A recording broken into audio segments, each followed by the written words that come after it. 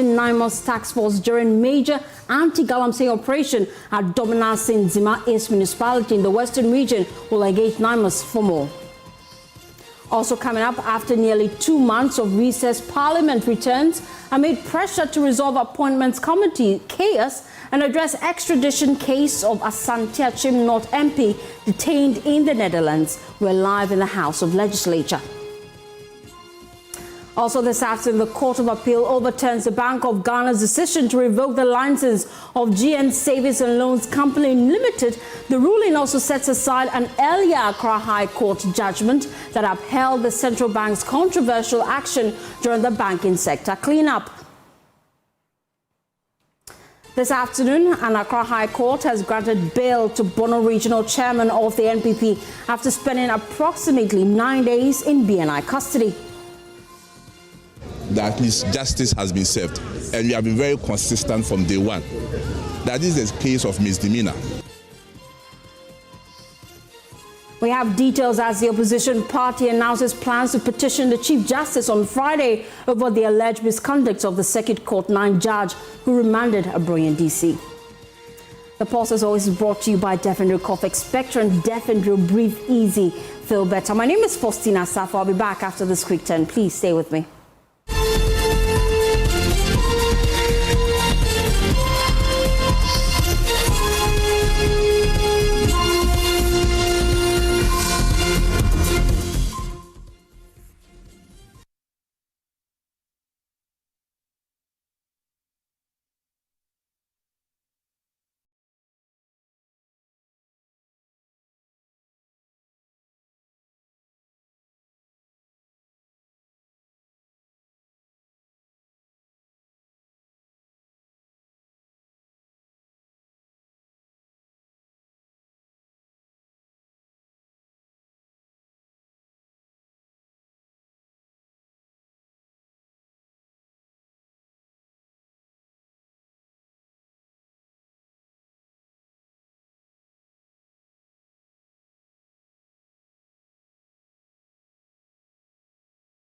Strong, grow healthy with KittyVite, distributed by NS Chemist Limited.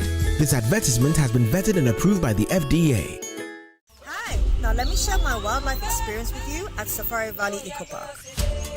Welcome to Safari Valley Eco Park. Our electric shuttle pulled up, and in no time our tour began. We were surrounded by wildlife from the moment we entered the Eco Park. We were greeted by experienced tour guides who took us through orientation and how to better enjoy the experience. Watch these animals roam freely in their natural habitat undisturbed by our presence. We saw zebras, sable antelope, brown cranes, mara, silky chicken, nyalas, Shetland ponies, and so many animals I just couldn't keep up. Our tour guides taught us so much about the wildlife, their behavior, and how to interact with them. I even fed them. We also went fishing on a man-made canal. Then we took a break to have lunch in this serene environment. All this amazing experience for this price for adults? This price for teenagers. This for kids. It's a bargain. As the sun began to set, it was time to go back home, but not before dinner by the campfire. It's been a thrill of a lifetime, and I can't wait till my next visit. Safari Valley Eco Park, bringing you closer to nature.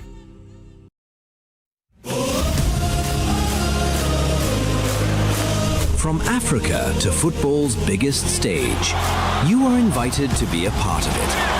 Feel the rush, the passion of every moment. Don't just watch the game, live the FIFA World Cup experience. With VIP seatings, exclusive lounges, gourmet dining, priority access at every turn, luxury all around you. Seamless, effortless, exceptional. Because this is more than a ticket. This is your FIFA World Cup 2026 experience. Brought to you by Match Experience Hospitality. Call 055 155 1119 or visit matchexphospitality.com to secure your packages, or walk into any Absa Bank branch, our official banking partner, for more information and payment. Game on. Confirm your participation. Place bets on sport. Get a free bets and weekly cashback. Take part in the prize drawings. Use promo code to get welcome bonus. Another week is here. on the greatest of all time show. My name is Giovanni Clip, and tonight we're bringing you talent. Contestant number 1, let's bring Baby Girl. Let's bring. He did it for you. Cut. Oh, there is a leakage. Where's the plumber? For quality and durability, insist on Syntex pipes. If you want quality, this be where you belong. Strong, tough, and reliable. Your perfect match to your trusted Syntex pipe. Syntex pipe, it they carry water. No wahala. Syntex pipe, it they make water they flow.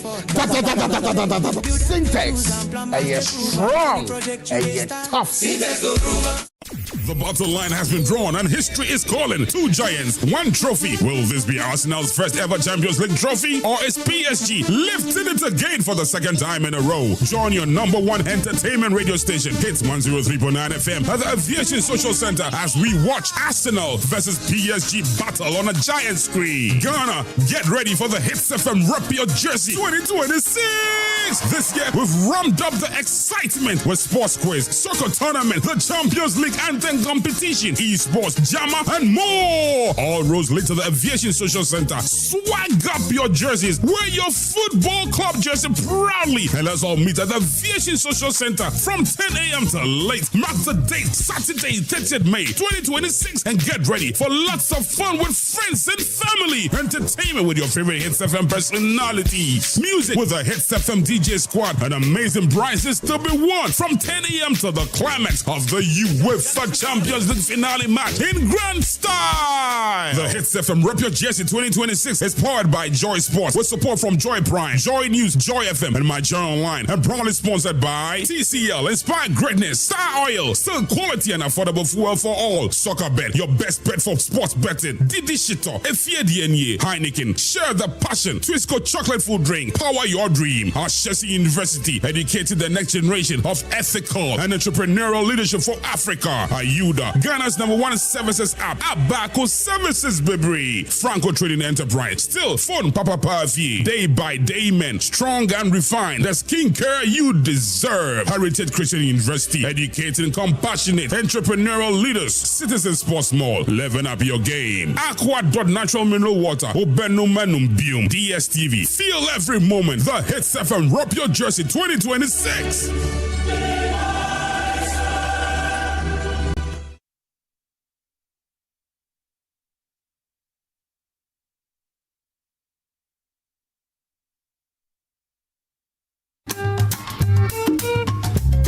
We were living in one of the pavilion behind. Later that we had this new building. Then we now moved to the new building. You did a lot.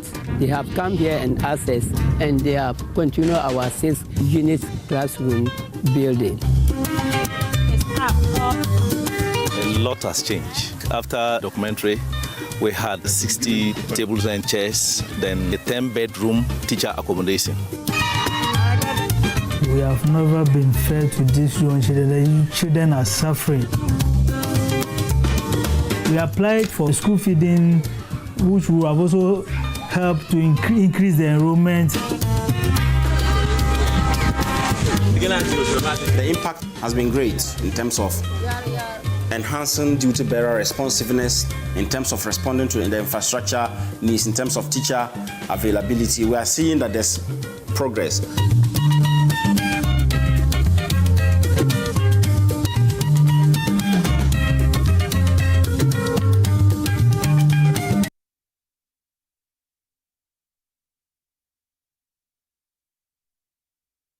Teenage pregnancy is stressful. It is world war.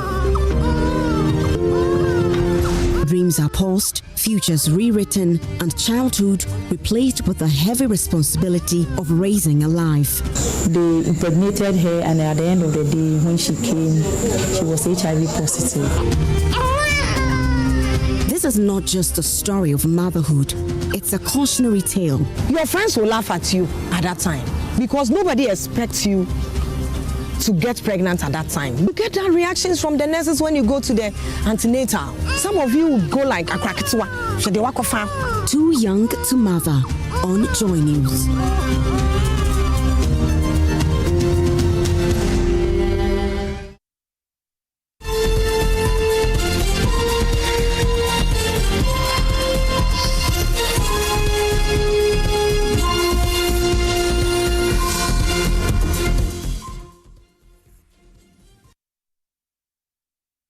Thanks for choosing us. Well, this afternoon we start with the minority in Parliament because they have ignited a new battle with the Foreign Affairs Minister Samuel Okudzeto-Ablakwa, accusing him of failing to put before the House agreements that require the approval of MPs. They cited the recent concluded defense agreement with the European Union. Minority spokesperson on the Foreign Affairs Committee, Samuel Abu Jinapo, spoke to Joy News and warned that the Foreign Affairs Minister is sidelining Parliament in the implementation of Ghana's foreign policy.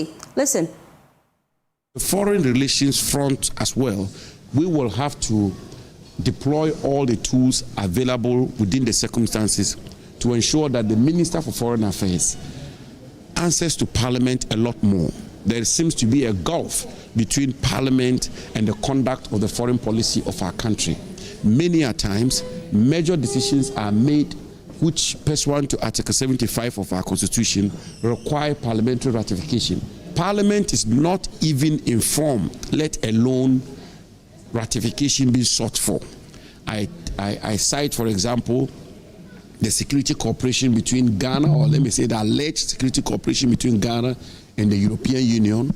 We do not have any details whatsoever relating to this security cooperation. And generally, the minister's response sensitivity to parliamentary business is one that we, the minority side of the Foreign Affairs Committee, feels is not fit for purpose. And therefore, we will be asking a lot more questions of the minister to bring Parliament up to speed on the conduct of the foreign policy of Ghana. But all in all, I think that this is going to be an exciting meeting, and it's going to be a meeting where we will make the effort and the attempt to bring the issues, the concrete issues which confront the Ghanaian people, the completion of Agenda 111, for example, issues of healthcare, issues of education, issues of cost of living, issues of unemployment, issues of illegal mining, and many others will be major issues in this meeting. Kweku Asante is our Parliamentary Affairs correspondent. He joins us live from Parliament with more. Kweku, let's start with the workshop the minority held about 2 days ago ahead of the resumption of Parliament. They had some marching orders, really, for members of Parliament. What are we learning? Well, yes, indeed. Yesterday, we know that Dr. Mahmoud Bawumia did speak with the NPP group of MPs in Accra, the hotel, ahead of Parliament resuming today. The minority caucus was strategizing in terms of how they were coming in to this meeting of Parliament and the key issues. Apparently, of course, yesterday we did hear a lot from the flag bearer who spoke about how they should be vanguards. But Samuel Abu Jinapo in that interview has been giving us some more details in terms of the marching orders they got from the leader of their party on how they should be conducting matters when Parliament resumes. And we expect that Parliament will be gathered in the session any moment from now. But here's Samuel Abu Jinapo laying out some of the marching orders that they've gotten from Dr. Mahmoud Bawumia as Parliament resumes this afternoon. Mahmoud Bawumia, once again, demonstrated leadership and strong, decisive leadership, and gave the marching orders to the minority caucus and gave us these 4 pointers to be our guiding principles in this second meeting of Parliament, and made it clear that we are required to be the vanguards of the people and the voice of the voiceless, and stand up to be counted in holding the government accountable. And it's exactly what we're going to be doing. This government has been in office almost 1 year, 6 months, 1.5 years. They are almost approaching what we call their midterm. And the government is mostly assessed during the midterm, and which is why in places like America, you have elections in the middle of the government's tenure. And I think the government will need to answer a number of questions in this meeting of Parliament. the major flagship programs the government put before the Ghanaian people. We are yet to see those programs being implemented. The mother of all of them being the 24-hour economy, the Formula 133, which was the commitment to deal with youth unemployment in our country. I think in this meeting of Parliament, that obviously will feature prominently.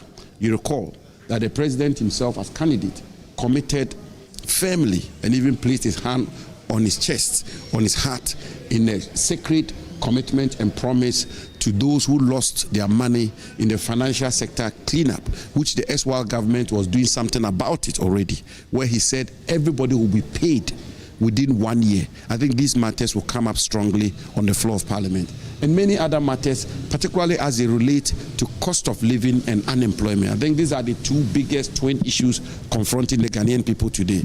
Unemployment, particularly youth unemployment, and cost of. Well, Kweku is still with us. Kweku, we know that the caucus led the party, the MPP, to present a petition to the diplomatic community on what they call the abuse of the rights of their members. They've been explaining why they made that move. Tell us more. Well, yes, a couple of they, together with their party, presented a petition to the Dean of the Diplomatic Corps, and Samuel Abu-Jinapo, who is the ranking on the Foreign Affairs Committee, actually says that the two political parties, the NDC and NPP, must come together and end the perennial attacks on their rights whenever Parliament changes. In fact, in this interview with me, he concedes that during their time there were excesses, and he condemns it, and he does not think that the NDC should be continuing the same path because power will change at some point, and people in the MPP will be looking forward to be doing the same thing. And so he wants sort of a pact between the NDC and the MPP on stopping this abuse of rights of their political parties and their members whenever power changes hands. Listen to Samuel Abu-Jinapo laying out his concerns, why they had to do that, and the assurances. The point that has to be made is that in a democracy, and perhaps in every country, whatever practices, rules, laws you put together or you set up should be those that can stand the test of time. And we should never put ourselves in a position where we see wrong to be right when we are in government, and we see right to be wrong when we are in opposition. I've said this many, many times. When you have proper rules, when you have an adherence to the rule of law, when people's rights are respected, it is good for all of us. And any careful observer of events, particularly in the course of this Fourth Republic, will come to the conclusion that when the law works, when people's rights are protected, it is always good for all of us. Because there were times under MPP governments where some people's rights seemed to have been trampled upon. But because you were in government, you will find it appropriate. And today, things are happening which are obviously wrong. As I grant you this interview, if I say something very horrible about a member of a government or even about the president, and I injure his reputation or I damage his reputation, what should happen is that I'm condemned by right-thinking Ghanaians. Secondly, if the president or any member of his government feels defamed, is to take a civil action in court, the action of defamation. I'm not to be dragged by the criminal justice system and thrown into jail and given onerous bail conditions, and bail is used as a punishment. It is bad today. We all have to condemn it. We have to discourage it. We should not perpetuate it, because tomorrow the tables will turn. It may be 2028, it may be 2032, maybe whenever the tables may turn, will turn. And when they turn and they are meted out to members of this government, I will be against. And Kweku, you're still with us. We know the House is set to reconvene shortly. What should we expect? Who are the individuals you spotted so far? Well, it's a bit strange because it's past 2 p.m. now per my time, and Parliament is still here to sit. I don't know if you can hear from the back, the bell is being rung to signal the members of Parliament should come to the chamber. Today is the first day for this meeting. The House was expected to start proceedings at about 10 a.m., but that hasn't happened. In fact, at the time I was stepping out of the chamber, there were just a handful of MPs on the floor. I see from the screens in the press office now that a couple of them now are coming in. I see the Majority Chief Whip, Rossi Nelson Defemeko, the Deputy Whip on the minority side, Habib Idrisu, is also in the chamber.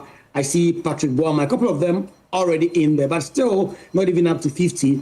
But any moment from now, when the Speaker of Parliament, either himself or his deputies, walk in and govern the House in session, we expect that more of them will come in. And now that the bell is being rung, we expect that all of that will happen. What we expect as soon as the Speaker takes his chair is opening or welcoming remarks from both the minority and majority leaders if they are around, or it will be done by their representatives. And then we'll hear from the Speaker himself, and then we'll hear from the majority leader on the business for the week, but we'll also get some understanding of the major business that the House will be considering for this meeting. This morning, there was expected to be a leadership news conference where the majority and minority leaders were going to answer questions of journalists. That did not happen. It's been moved to tomorrow in the morning. And so that is the lowdown right here from Parliament, Fostina. But any moment from now, we expect that the Speaker of Parliament will walk in, cover the House in session, and then the first sitting of this meeting will get underway. Thank you so much, Kweku.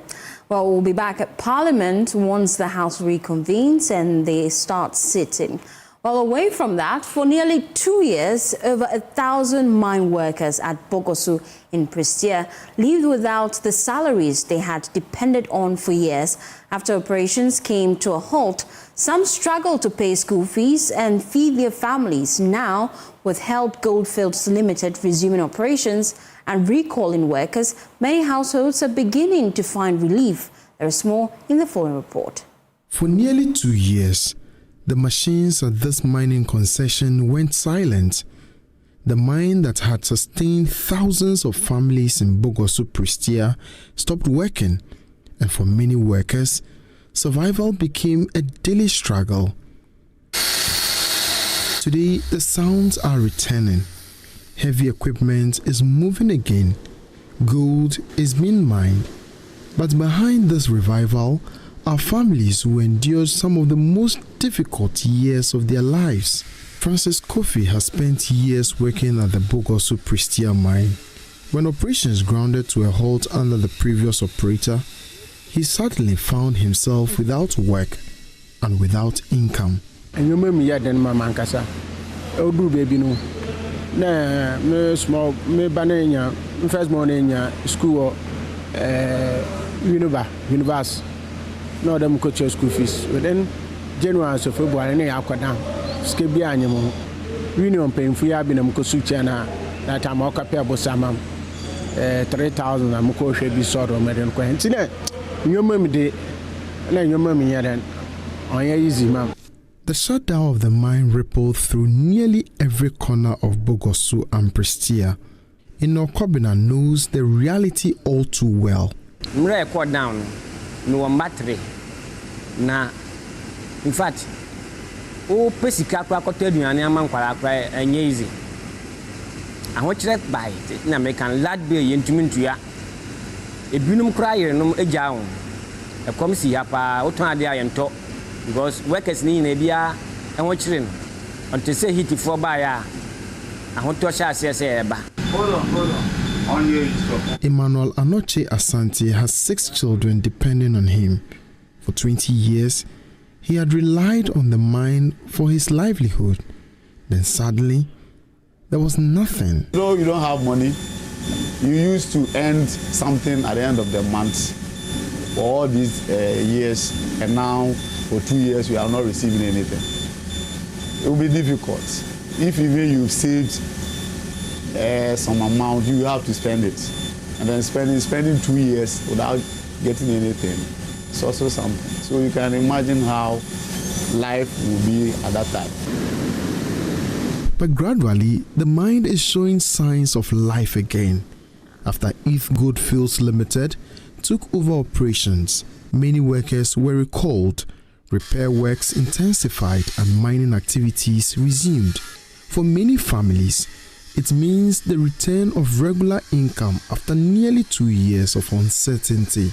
Ade obi ase no ne ye no enye easy sa hitifu aya de papa omo bae no na nyoma pro ase Bibrina ebema operation asase hitifo boy ema ye hyase eka FGFo gia ina nso no hitifo atua bibrina. We had some amounts that the company needs to pay, and then fortunately he pays about 8 months or so to us, and that also eased the pressure.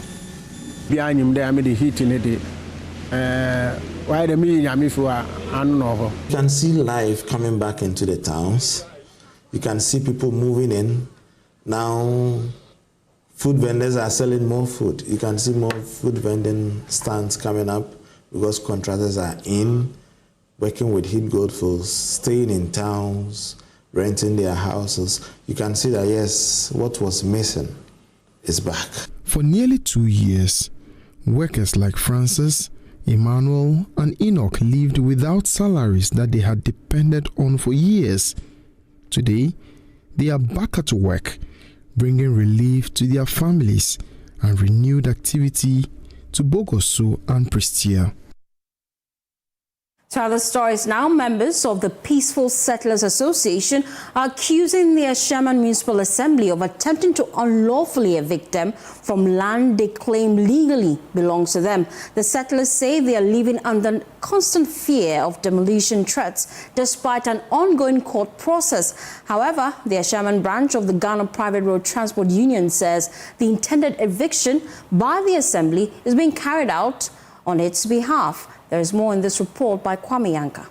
Tension is escalating over a disputed parcel of land at Akyem traffic light as members of the Peaceful Settlers Association accuse Akyem Municipal Assembly of attempting to evict them despite an ongoing court case. The group insists it possesses valid TDC land documents, pays ground rents, and cannot be described as squatters, while accusing some officials of issuing demolition threats without a court order. They suspect the assembly is fronting a developer who wants to take over the land. One of us said we were here again when Ashima came to write that we should move. Within 7 days, we should move our things. They are come to break the place.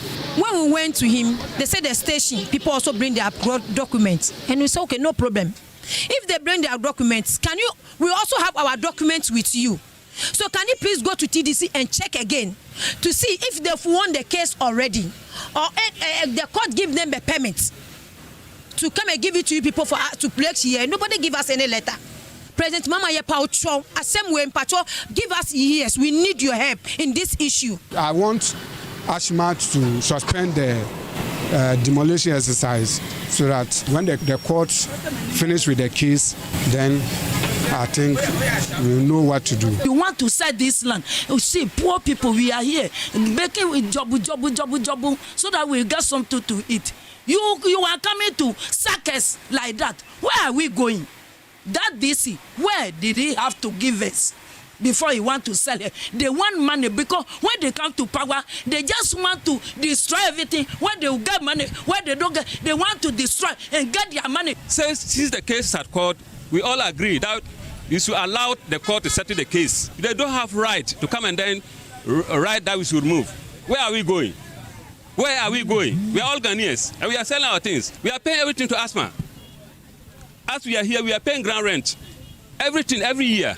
But Ghana Private Road Transport Union, GPRTU, has pushed back, insisting the land was allocated to the union by TDC in the 1980s and that it won a lengthy legal battle over the property. The transport union further claims the settlers later accepted the court judgment in 2024 following mediation involving the Akyem chief and TDC. Chair of the Akyem Highway and Trotro branch of GPRTU, Isaac Agama, says they will evict the traders and carry out their planned projects. The demarcation was done in the presence of the Akyem chief and his elders from the palace, GPRTU, and the leadership of Peaceful Settlers. The GPRTU owns the property for 22 years before Peaceful Settlers Association approaches it, claiming ownership of it. GPRTU, we are the rightful owners of this property, and we are saying on authority that we will never ever allow Peaceful Settlers Association to deprive us from our property. The land belongs to GPRTU. So after the court case, or after we settle peace with the peaceful settlers, we wrote to Assembly, the Municipal, to come and do demolition for us so that we can develop the place, but not any other private developer. We don't know any private developer. The Ashaman Highway and Trotro branch of GPRTU maintains the union acquired the land decades before the arrival of the peaceful settlers and remains committed to renting out shops to the traders upon completion of the planned projects. Well, let's explore this further here on the poll. Joining me now on Zoom is MC for the area, Freeman Cheko. We appreciate your time here on the polls. Let's start with a breakdown. What really is happening in Ashaman? Good afternoon to your viewers. The issues, I want to put it in two. One, the peaceful settlers, as they call themselves, when you come to Ashaman, where the demolition was done today, they are on road corridor as well as utility corridor. That's the first part. The second part is that a portion of where they are living or where the building is, that is after the road corridor, the land that follows through is the land that GPRTU claim is for them, and they are also claiming a counterclaim. What we did today has nothing to do with GPRTU or peaceful settlers litigation over the area. What we did today is to clear them from the utility corridor as well as the road corridor. When you go to the enclave, you realize that they display their wear on the pavement block that is for pedestrians walkway. Secondly, they also sell on the pavement block, forcing pedestrians to walk in the middle of the road. We attempted demolition last year and they resisted. That is on the plan. And just as they allude to, over the years, the Assembly wants to take them off the place because it is a utility corridor and a road corridor, and they cannot continue to be there. We need to move on with development. Ashaman must be developed. And that is exactly what we are doing with the steps that we are taking. Indeed, the entire area is marked for redevelopment. The Assembly has an interest in putting up an ultra-modern car park as well as an ultra-modern taxi and trotro terminal. We are ready to partner whoever emerges as the owner of the land to ensure that the development goes in line with the plan of the Assembly. That is the only way we can decongest the streets. That is the only way we can beautify the city. And in all this, that is the heart of Ashaman. The main traffic light is the heart of Ashaman. And the Municipal Assembly will use its developmental policies, plans to ensure that we transform the enclave. So there are two things you've made mention of and two different players here. You mentioned GPRTU and then the Assembly, and then you also mentioned the utility and road corridor, which you're working to ensure you take these individuals away from. But some of them argue that there is currently a case in court and that they have legally acquired some of these portions to do their business. So as the Assembly, I'm sure you're aware of this. The Assembly undertook an exercise to take them off the utility corridor and the road corridor. That has nothing to do with the litigation they are talking about. I see. And so this area you're making mention of, currently as we speak, how many individuals are occupying that place? And how long lasting will be this exercise you're embarking on? What we did today is to give them notice that they should take their wares out of the place. So Mr. Freeman, I seem to have lost you. We intentionally removed the roofing and only tempered with the building so that they can empty it for it to go completely.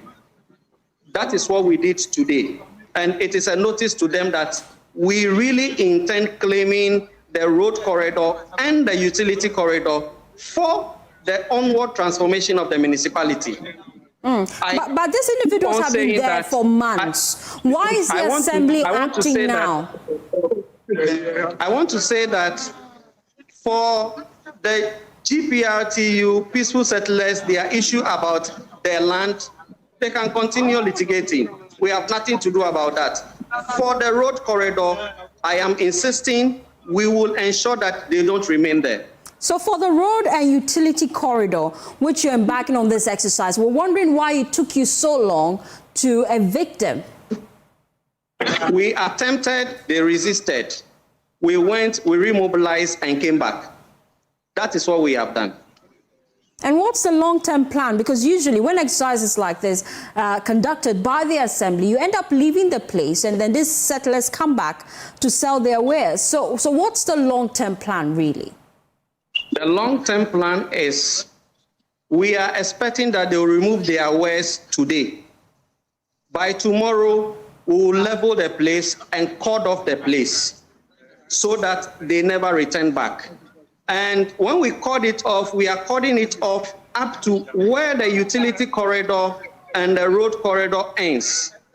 Whatever is left is the land that whoever is claiming, whether it is peaceful settlers or GPRTU, they have to do their own things. But I can admit that as an assembly, we are aware about a proposed development of the place. And that's just as I said, the interest of the assembly is to see a taxi and trotro terminal well organized at the place, as well as a parking lot for people who come to do business in Ashaiman, so that we will take away on-street parking and on-street loading within the central business area.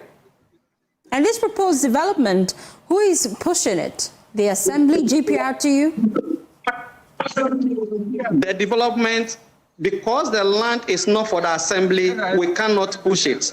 We can only use a development control to get a development partner or an investor to realize the vision that we want to put there.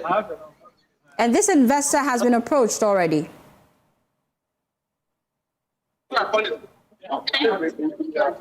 Mr. Freeman.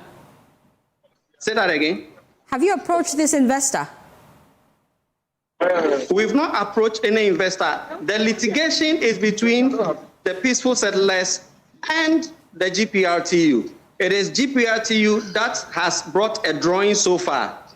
Peaceful settlers promised that they will bring their drawing. They have not brought it yet. So we are listening to both parties in this conversation.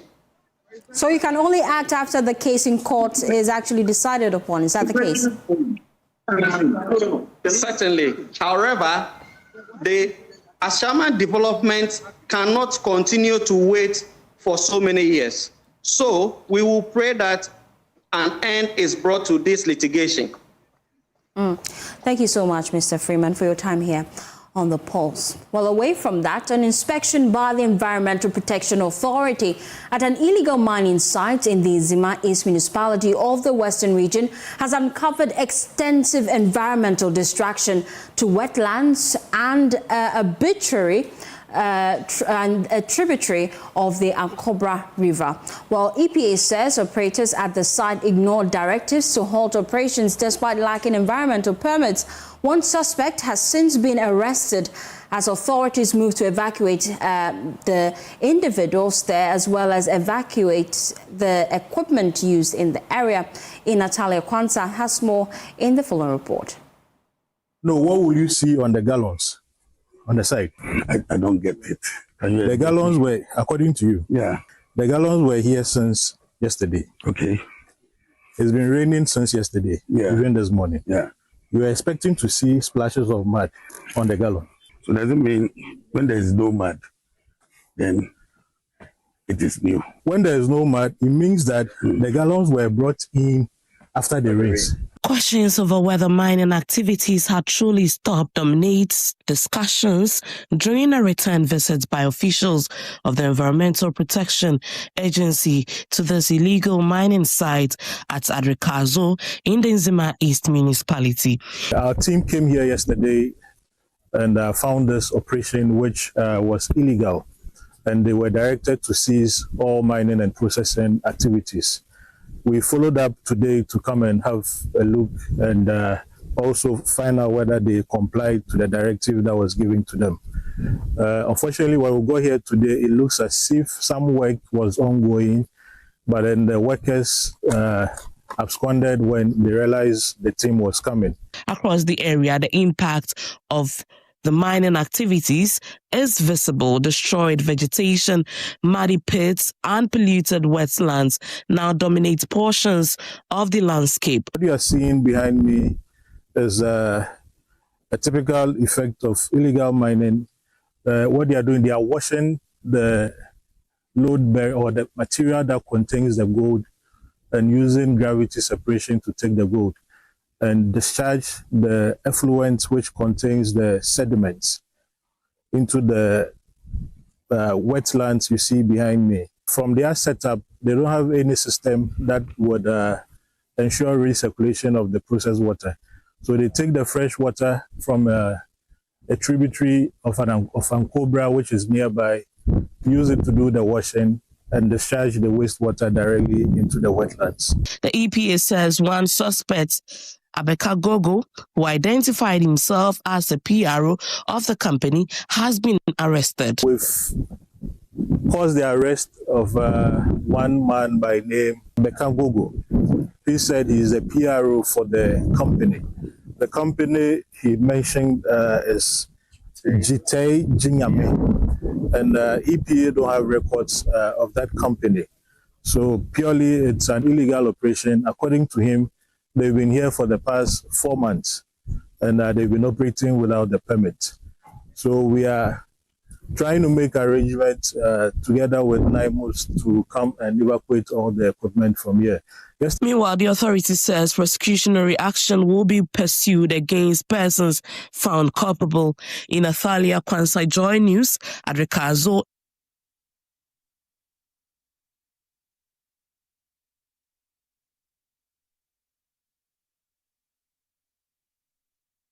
Well, let's bring in now the Deputy Director of Mining at the EPA, Harrison Afo. We appreciate your time here on the Pulse. Let's start with a breakdown of this operation and so far what you've uncovered.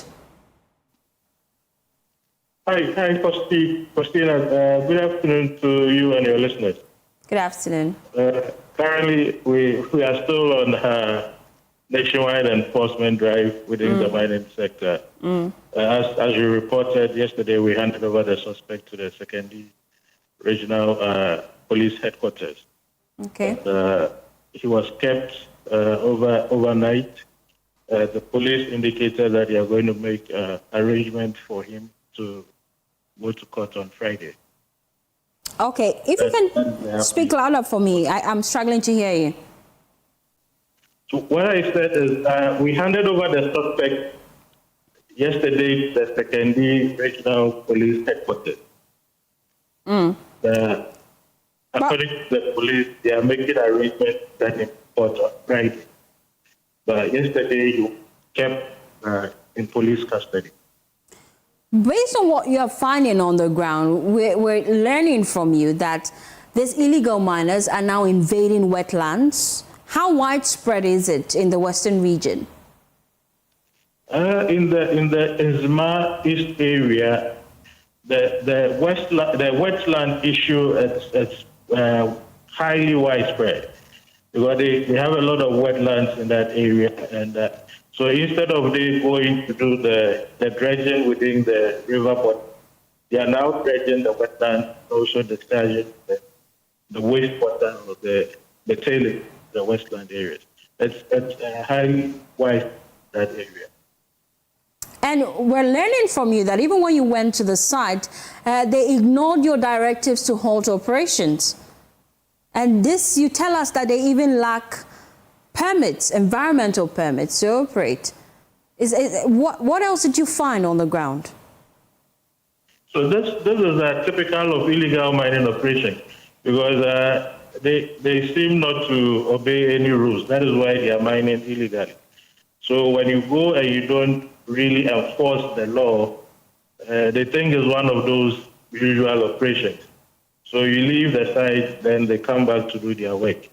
So I think they were not expecting us to come back the following day to ensure that they really complied with our directive. So it appears that this issue is widespread, especially within the Nzema area. And we're wondering, looking at how the illegal miners are beginning to operate, where even after raids by EPA, by NAIMOS, they still return to the site. How do you propose we deal with this effectively as EPA? I'm sure you're changing your strategy on the ground. EPA per se is not actively involved in illegal mining operation. The essence of this operation was to ensure compliance within the permitted space. But if we come across illegal mining operations, definitely we cannot overlook it. Illegal mining, we've always said, is a security issue. It's something that has to be handled by the security agencies. As EPA, we don't have the capacity to fight illegal mining. We would definitely need the support of the security agencies. So typically for this operation, we have the police assisting us. So we need to intensify the fight with the security agencies. I see. And then let's look at really the operations so far. You're in the Western region. I know that you'll be going to other parts, but what are you looking out for on the ground? So what we're looking out for is we want the companies that we've issued them with the environmental permits to comply with the conditions of the environmental permit. Because you can't have a permit which asks you to operate in a certain manner and you decide to operate otherwise. Well, we should be able to at least ensure compliance with the ones that we've regulated or we've permitted them to work, and leave the illegal ones for the security agencies to deal with. So this is purely compliance within regulated entities. Hello, Mr. Harrison. Yes, madam. Can you hear me now? Hey. Yeah, I can we hear lost you briefly. But then I was just wondering, really, looking at how extensive the environmental damage is in Nzema East, I'm sure you'll be going with your personnel on the ground to other areas as well, knowing fully well that these miners and even individuals that you have engaged so far are still going ahead unabated with the damage of the environment. What new approach will you be employing when you visit other areas? Honestly, as a country, I think we've exhausted most of the options to handle this illegal mining menace. It's time for us to tackle it more strictly, because it looks as if the NAIMOS is working, all the government agencies who are responsible to ensure that the illegal mining operations is minimized are all doing their bit, but it looks as if it's still ongoing. But notwithstanding, we can also not throw our hands in the air and give up the fight. We have to continue. We have to continue to fight and ensure that we'll be able to protect the environment for the future generations. Thank you so much, Mr. Harrison Afo, for your time here. He's Deputy Director of Mining at the EPA. Well, still on illegal mining, 4 armed suspects have been arrested in what authorities describe as a major anti-Galamsey operation along the Ankobra River in the Western region after a task force from the National Anti-Illegal Mining Operations Secretariat, NAIMOS, uncovered an illegal mining site at Dominase in the Nzema East Municipality. The suspects were allegedly providing providing armed protection for the operation while also participating in the mining activities. According to NAIMOS, the men confronted the task force with pump-action guns and machete during the Wednesday's raid, but eventually they were subdued and arrested. Thank you so much for your time here, Pakwesi Shandoff. He is spokesperson for the Lands Ministry and as well as NAIMOS. Now, walk us through what exactly happened at Dominase. Well, thank you very much. And so, like you've rightly outlined, the NAIMOS task force over the period has been very dominant in that particular area, the Dominase stretch, and indeed all the adjoining communities along the Ankobra stretch. Regarding the substantive operation in question, so the NAIMOS task force set off on Tuesday. They laid ambush, they gathered intelligence, and they realized that for that particular illegal mining site, the illegal miners had apparently contracted the services of these men who were effectively serving as bodyguards or security men for them. And so when the NAIMOS task force was moving in to, as it were, disrupt their operations, they attempted to be confrontational because, like you would see in the footages, they were wielding guns and other weapons. They attempted to be confrontational and resist the arrest. But NAIMOS over the period has developed intelligence and the relevant, skill to confront such situations. And so it was able to deal with the situation accordingly. And therefore, the armed thugs who were serving as the security for the illegal mining operations were accordingly arrested. As we speak, they've been handed over accordingly and appropriately to the relevant, police units in that particular area. And investigations have commenced accordingly. Well, I've been going through the statement you put out, and I find that the suspect allegedly claimed they were operating under the authority of persons linked to national security. How serious is the Lands Ministry treating those claims? The Lands Ministry has taken note of that particular confession, and it came up actually from the illegal miners in question, and the Lands Ministry treats the issue very seriously. As I speak to you, the Sector Minister, Honorable Akufo-Addo, has promptly commissioned a fact-finding into that particular matter because, firstly, we can all agree that it is very disturbing when we hear that a prime security outfit such as the National Security would be alleged, as being sponsors or facilitators or instigators of illegal mining. So the ministry effectively treats this very seriously.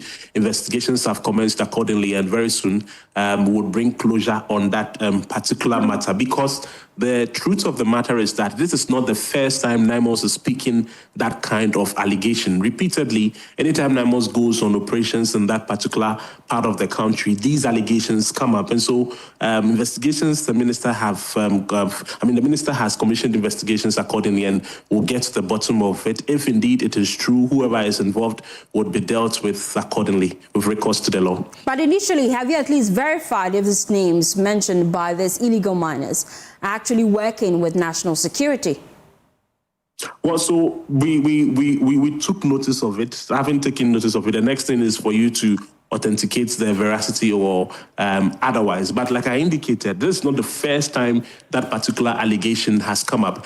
There is also important to also put on record that sometimes they say it as a means of defense. They feel that by indicating that they have the backing of the national security, the NAIMOS task force would, let them go.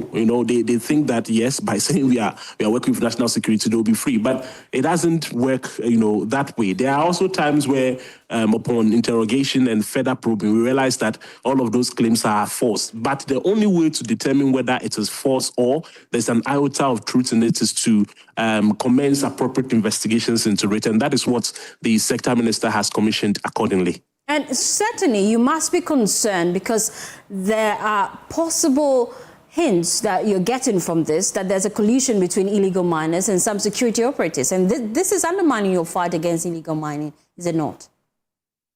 If it proves to be true, then certainly we can all agree that it would constitute a very worrying development, because under normal circumstances, all security agencies are supposed to be vanguards and protectors in the fight against illegal mining. And so if it happens, this is proven based on evidence that there are a group of people who are now conniving with illegal miners to decimate the forest and pollute the water bodies, government would definitely treat it very seriously, because the president has been very clear. His Excellency John Dramani Mahama has been saying repeatedly that anybody who is found complicit and knee-deep in the menace of illegal mining, regardless of your status or social standing and pedigree, you'll be dealt with accordingly. And so if the allegation is true, and there is evidence to substantiate it, I can assure that anybody who is complicit in that respect would certainly be dealt with. Thank you so much, Pakwesi Shanlo, for your time here on The Pulse. Well, let me bring in now security analyst Victor Doke for his time. Quick reaction to this. We're just hearing from NAIMOS tell us that some of these illegal miners are mentioning names of national security operators as individuals who sponsor them. This is concerning, is it not? Yes, thank you very much for having me. I think it's very concerning because you have these armed elements who have the impetus or the courage to mention, officials in the national security domain as being their backers. And that is a cause for concern. So it brings us the question, what kind of officials or elements do we have in the security apparatus when it comes to those who are expected to uphold the mandate when it comes to protecting and gathering intelligence and all of that? So you have the state investing in all these personnel and for them to use this capacity to benefit the state and against threats, using this same capacity to what? Encourage crime. But first of all, we need to investigate the veracity of this claim and then go ahead to identify those individuals who will be named, what these suspects have been able to put out as names. And then I think punitive measures have not been, very harsh enough. By that I mean, do we go all out with the law and then make these culprits or suspects, if they are found culpable and evidence is gathered, how are we able to make sure that they face the full rigors of the law? That is what we need to look at. Other than that, we would have a situation where if the law is not biting, then it encourages people to engage more, especially those from, officials from the state security and other state institutions, because then they also have backing from political elites. We need to look at all these angles, and then as a nation, as institutions, as much as possible to fight this battle, because it seems at one point we're doing well, at one point we're not doing well, then we relapse back to square one. So I think the security agencies now, we need to understand how we approach these kind of things, especially when we get to know that our officials or agents are involved in this kind of, menace. But by and large, this is a sort of allegation. It has to be investigated, evidence has to be gathered, and then we fish out all those who are responsible. We name and shame them. Name and shame, you say, and we heard from NAIMOS tell us that they have already started investigating if these claims are true. But let's look at the implications, if indeed there's a compromise within the security architecture of our country where we're having individuals in national security sponsoring illegal miners when the state clearly declared war against it. When that happens, identify those in the national security apparatus, but you would be sure that there are political elites backing them, because those political elites need middlemen, and the middlemen they have identified are those apparatus in the security sector. Then it means we have to prune our security sector. That's what it means. If all of this happens to be true, then that is what we need to do. Prune the security sector, get rid of all those bad nuts, okay, and then we are sure that we are making progress. Other than that, we go to the field, arrest those on the field, they name, but we don't get to identify those middle and then the elites who are sponsoring and backing them. We don't do anything, because then the cycle will just continue. It's just those on the ground that will be changed. But if we are able to investigate and gather evidence and then ascertain that people in the apparatus are behind this, we get rid of them from the system. We identify that cartel there, because the whole political economy going on in there, and they are destroying the land to their benefit, their selfish interests. And so we need to look at this dimension also. As investigations have started, it has to go all out. Any roadblock, bottleneck, or any challenge has to be dealt with the toughest measure that it needs to be addressed. Other than that, we won't get anywhere. Thank you so much, Dr. Victor Doke, for your time here on The Pulse. Well, away from that, ranked as one of the districts with the highest population of HIV/AIDS in the country, the Ilokrobo Municipality Education Service has sent an urgent appeal to churches to help organize a public sensitization for parents and pupils as a measure in curbing the situation. A formal letter from the service to the churches seek to help church leaders emphasize parental responsibilities and child guidance in sermons. Here are extracts of that letter read to you.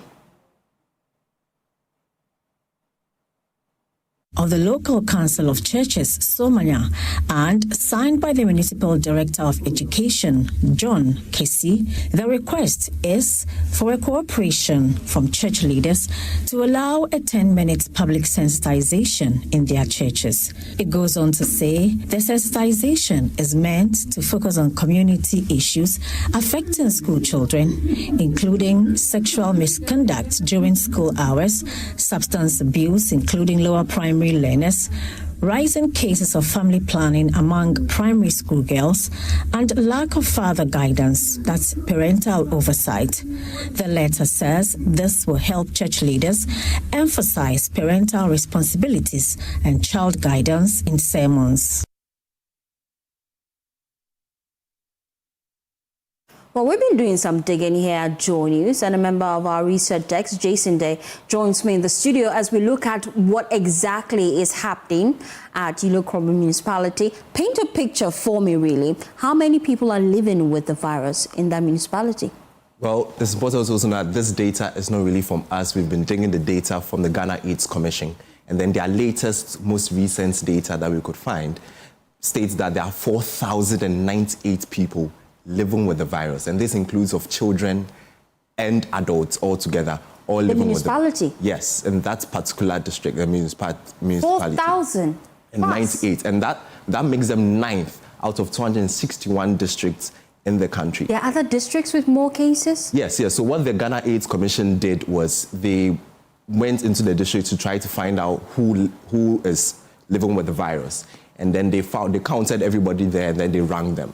So every single district or municipality had this. And then going into the data, we also found that there are children who are living with the virus in Ilokrobo Municipality. We found that there are 219 children living with the virus. And then these are people who are between the ages of 0 and 14 years. And then out of that number, only 65 of them are on treatment. That is nearly only 30% of the entire children who are actually on treatment. The rest are living without treatment. Leaving so 70% of the children who are living with the virus That's shocking. Are living without treatment. And I'm just looking at the data on this side of the screen. We're seeing, shockingly, the numbers. And then let's look at the distribution in terms of males and female. Okay, so with in this, we went to the Ghana Statistical Service to try to find out what percentage of the children there are actually living living with the virus. And we found out that there are 33.8% of the males living between the ages of, let's say, 15 and 19 years. 33% of them are sexually active. These are children or teenagers between 15 and 19 years. And then 80% of the children within that age range are sexually active. And then we moved on to actually try to find out more. And then we saw that these people who are sexually active, 20% of them that are males actually they have multiple sexual partners. They don't sleep with one person. Wow. And the females have a higher percentage of 26%, which means that when you pick 10 people, or when you say, let me pick 5 girls in Ilokrobo, one of them will have multiple sexual partners. And multiple, this is worrying. Yeah. These are children. These are children. And so thank you so much, Jason, for breaking down the data for us. And we just wanted to give our audience a breakdown of why exactly this is happening in the constituency, the municipality. Let's explore this further and speak to the MC for the area, Francis-Addo. We appreciate your time here on the Pulse. Now, you have indicated that measures are being taken to curb these attitudes, but really, how far do you think this new move by the Ghana Education Service will complement your efforts? Hello, Madam. Mr. Francis? Yeah, Madam, good afternoon. Good afternoon. Yeah, thank you very much for this opportunity. I think based on the evidence, put across by my brother over there, the scientific data, actually, I can say that it's really a disturbing issue. It's a challenge and a topical issue that all stakeholders need to get involved. That we need to attach all the needed attention to it. Why am I saying that? The analysis actually put across by my brother over there, you could see that the youth and the innocent babies are not actually left out. And therefore, as an assembly, I think we are putting some measures. Our main objective and target is to create public awareness, is to educate the populace and to sensitize the people. In terms of how we get this, the mode of transmission, and how we can do away or we can avoid it. And again, the negative impact on the individual and the society. So we have been doing that. We started, like I said earlier on this morning, we have a program called MCE, Community Engagement. So we have taken upon ourselves and fused these topics, including HIV-related issues, in our programs. So we go along with our health experts, with our social welfare department, and they talk to these issues, try to create awareness so that people should know that HIV is real. It has no respect to sex, age, or political affiliation. And how often really have you been embarking on this sensitization? Because we're just seeing from the data, the number you're dealing with in Ilokrobo Municipality, over 4,000 people living with the virus. Yeah, thank you very much. So in addition to the MCE committee engagement, I think we have been supporting other groups, the traditional authorities, our religious bodies, and some civil societies. They have been also embarking on such programs. We have been supporting them for the assembly, sometimes logistically, sometimes financial, sometimes human resource. We participate actively. We go to the schools, and then we also talk to the students. So we have been doing a lot. And then let's look at really some of the data we've just been crunching here at Journeys. We see that most of the young people are sexually active and they have multiple sexual partners. And so seeing that based on the data you have, you cannot stop these children from having sex. Is there a plan to at least teach them safe sex and also distribute some of these items to them like free condoms in the municipality? Yeah, most of the time, the package, the program package, includes some of these packages, like, distribution of condom and other things. But our focus, when we go to the school, the focus should be abstinence rather than use of condom. So it depends on where the target and where we go, and then the strategy that we use. Because you cannot be sharing condom among, JHS and British school students. But the data shows that JHS and primary school students are actually having sex. So don't you want to change your approach? So for them, what they need, like I stated earlier on, what they need is education. The impact on their future, their life. They have to understand themselves. You have to learn the young girl, the young guy understand him or herself. That I have a future to build. And I cannot build a future with this. That is more important than, giving them sharing condom. We do, but like I said earlier on, depending on the age limit or the target group and the strategy we go with. So like I said, we do the MCE community engagement. We also support other, groupings to also do this education and the creation of awareness. And we also hear that the use of contraceptives appear to be on the rise in that municipality, but not the same when it comes to condoms. Can you confirm this for us? Hello, I think your voice is a little bit low. Mr. Francis, can you hear me? Yes. Mr. Francis, can you hear me? I can hear you, madam. Beautiful. I'm saying that we're also learning that the use of contraceptives is appearing to be on the rise in that municipality. Can you confirm this for me as compared to the use of protection during sex? Yeah, madam. I decided to speak to this one because recently there was a publication, a release, right, that actually came out with the figures. You know, before we confirm or deny, it must be based on scientific data. Okay. So with respect to your last question, I don't have, as I speak with you now, any scientific data. Maybe I may get that one from my health director. Okay. Before I can confirm or deny. Thank you, Mr. Yes, Francis. please. Let me bring in now the president of the Ghana HIV and AIDS Network, Ernest Amwabeng. We appreciate your time here on the Pulse. We're just seeing the situation play out at Ilokrobo Municipality. And these figures really are not new because there are other municipalities recording the same. Why have we not been able to address the situation really based on what you know? Okay, thank you very much, and a very good afternoon to all your viewers.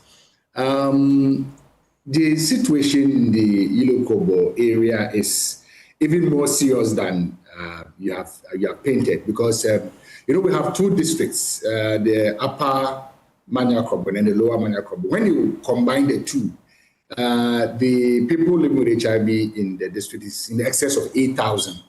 So it's a very serious issue in that particular part of the country. And like you said, it's been so for quite some time now, since we started the national response. That particular area has been a hotspot.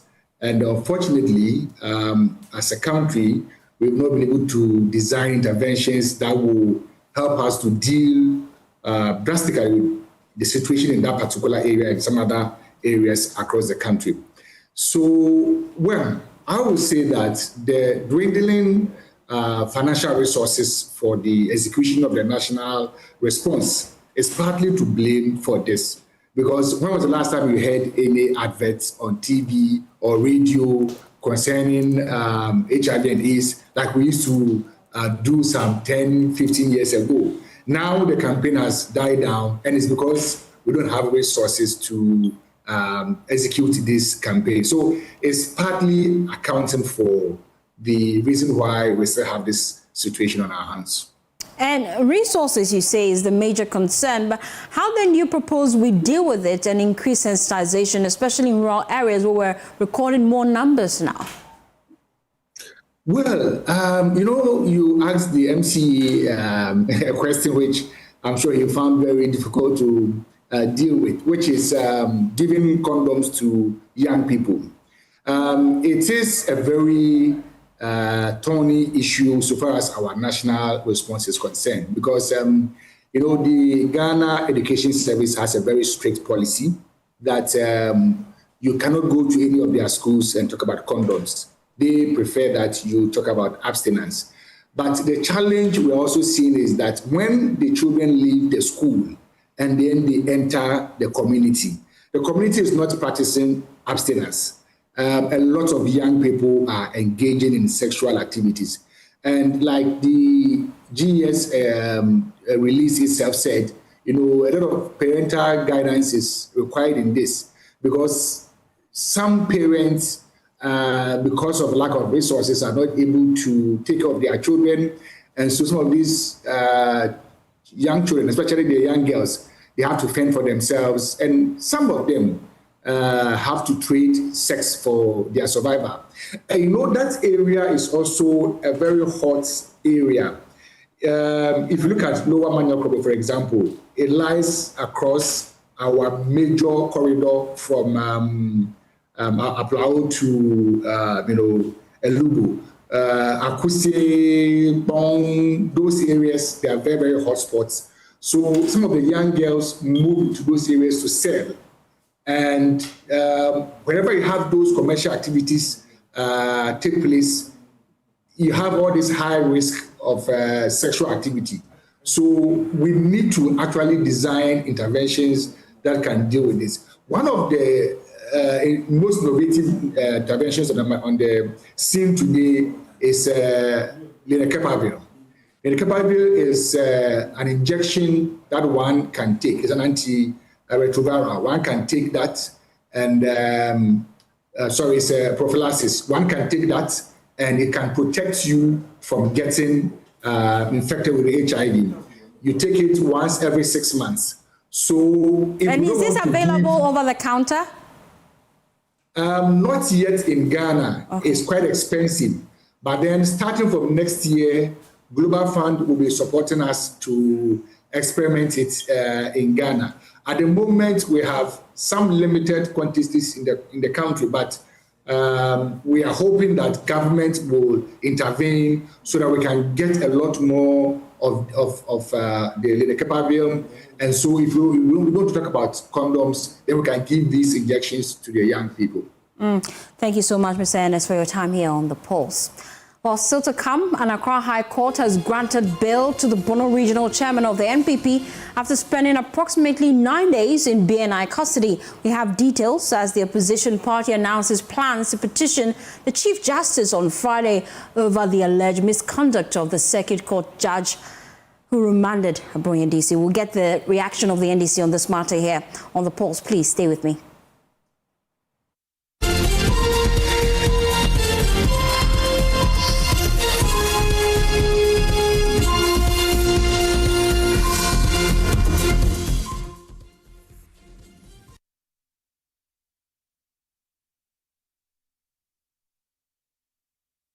Teenage pregnancy is stressful. It is world war. Dreams are paused, futures rewritten, and childhood replaced with the heavy responsibility of raising a life. They impregnated her, and at the end of the day, when she came, she was HIV positive. This is not just a story of motherhood, it's a cautionary tale. Your friends will laugh at you at that time because nobody expects you to get pregnant at that time. You get that reactions from the nurses when you go to the antenatal. Some of you would go like a krakatoa, so they walk off. Too young to mother on Joy News.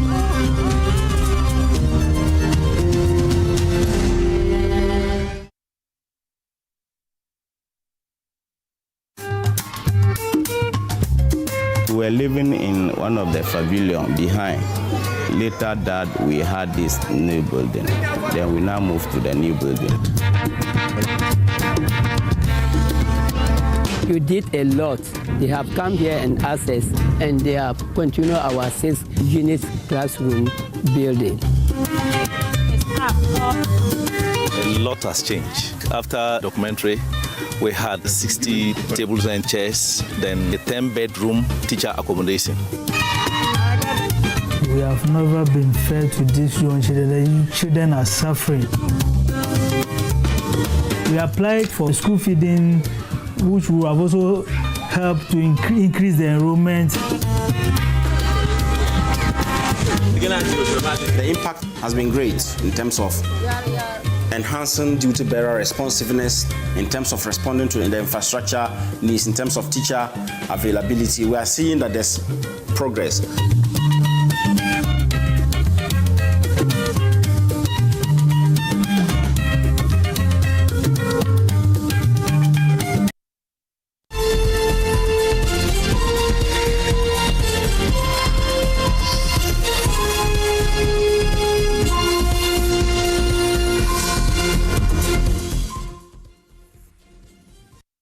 Thanks for staying with us. Well, this afternoon, outspoken Bono Regional Chairman of the New Patriotic Party, Kwame Bafo, popularly known as Abronya DC, has been granted bail by an Accra Circuit Court to the sum of 100,000 Ghana cedis with two sureties. Lawyers for the embattled politician secured his bail today after a failed attempt yesterday. Member of our Legal Affairs Desk, Fatal Bayaga, joins me in the studio with more details on this issue.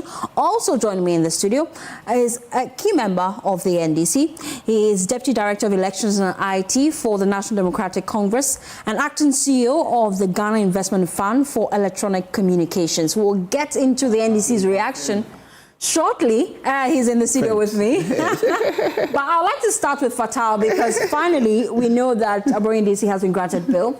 What transpired in court today?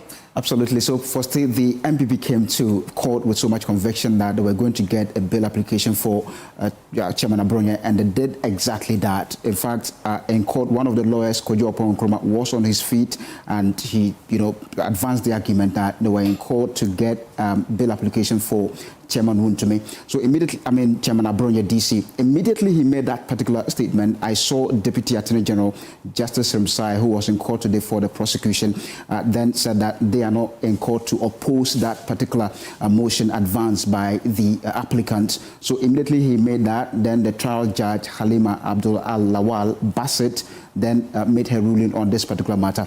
In fact, in that particular ruling, she granted the bail application, and Abroye is now to pay 100,000 Ghana cedis as the bail sum. Apart from that, Fosti, he would also deposit his travel documents at the registry of the court, and as part of that particular ruling, he would report to the CID headquarters every week. So immediately after all of that, the General Secretary of the party, Justin Kodia-Frimpong, led the MPP crew out of the court, and he addressed the press. He said that they are very excited with this particular decision taken by the court. We can listen to him. It could have been done yesterday, because if they was going to go and come back and say that they have no objection to the application, why didn't they do it yesterday? But be as it may, the court has granted the bail application, subject to some condition that the court has set, which should not be a problem for the accused. So we are happy that at least justice has been served, and we have been very consistent from day one that this is a case of misdemeanor, which a bail should not have been an issue at all at the circuit court. But as the trial judge at the circuit court did, which we had to come back to the High Court. We also know that the NPP, they've threatened to head to court. In fact, they're saying they're going to petition the Chief Justice on the conduct of the Circuit Court judge. Tell us more of that. Conduct of the Circuit Court 9 judge, Joseph Kunsum, who, remanded Abroye DC into custody. They say that his conduct was unprofessional, and that's the reason why they're heading to the Chief Justice office tomorrow.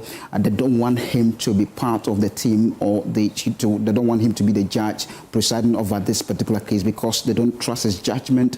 He seems to be allegedly influenced politically. We can listen to him.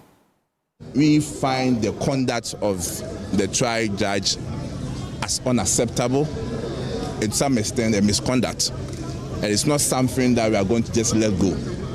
We are filing a petition to the Chief Justice for Justice Inum Kuson to be removed from the case of the Republic versus Abroye, because we believe that he has taken stand in the case, and he cannot be a judge in his own case, and therefore justice will be well served when the case is given to a different judge to look into the matter. You said you are going to petition the Chief Justice. When do you intend to do that? We are going to do it tomorrow. Tomorrow, the New Patriotic Party will file a petition against the Circuit Court 9 for misconduct, the judge for Circuit Court 9 for misconduct. Well, you also spoke to Kojo Nkrumah, even though we just heard from GFK, and he's really unhappy about the recent arrest. Tell us more. Absolutely. So he said that at the moment, opposition members are being arrested, and he thinks that the governing party is attempting to stifle free speech. He said, in fact, the foundation for that was when the president said they would trace the IP addresses of individuals spreading false information on social media. And immediately after that statement, the governing party has been chasing down opposition members, and because they are trying to stifle dissenting views in relation to the current governance and all of that. So he said he's not happy with that, and that particular situation must be checked.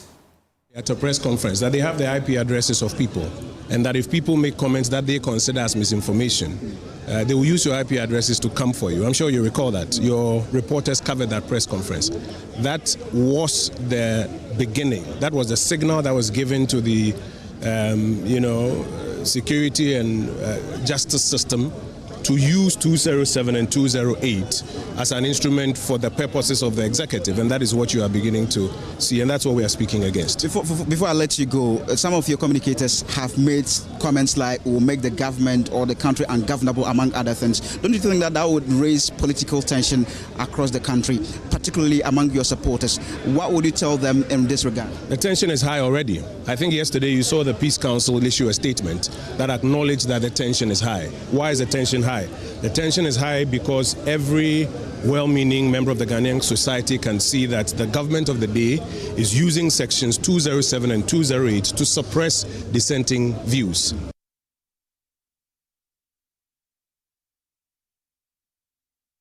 Well, let's explore this further. I told you I have in the studio Rashid Tanko Computer.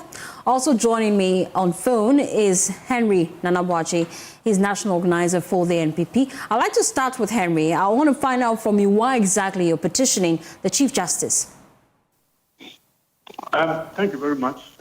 Good afternoon. Yes, it's quite obvious that Justice Judge Joseph Tunsun has misconducted himself, and for me, I have included, because I've sat in his court before, and I've concluded that his rulings are largely tainted with political bias.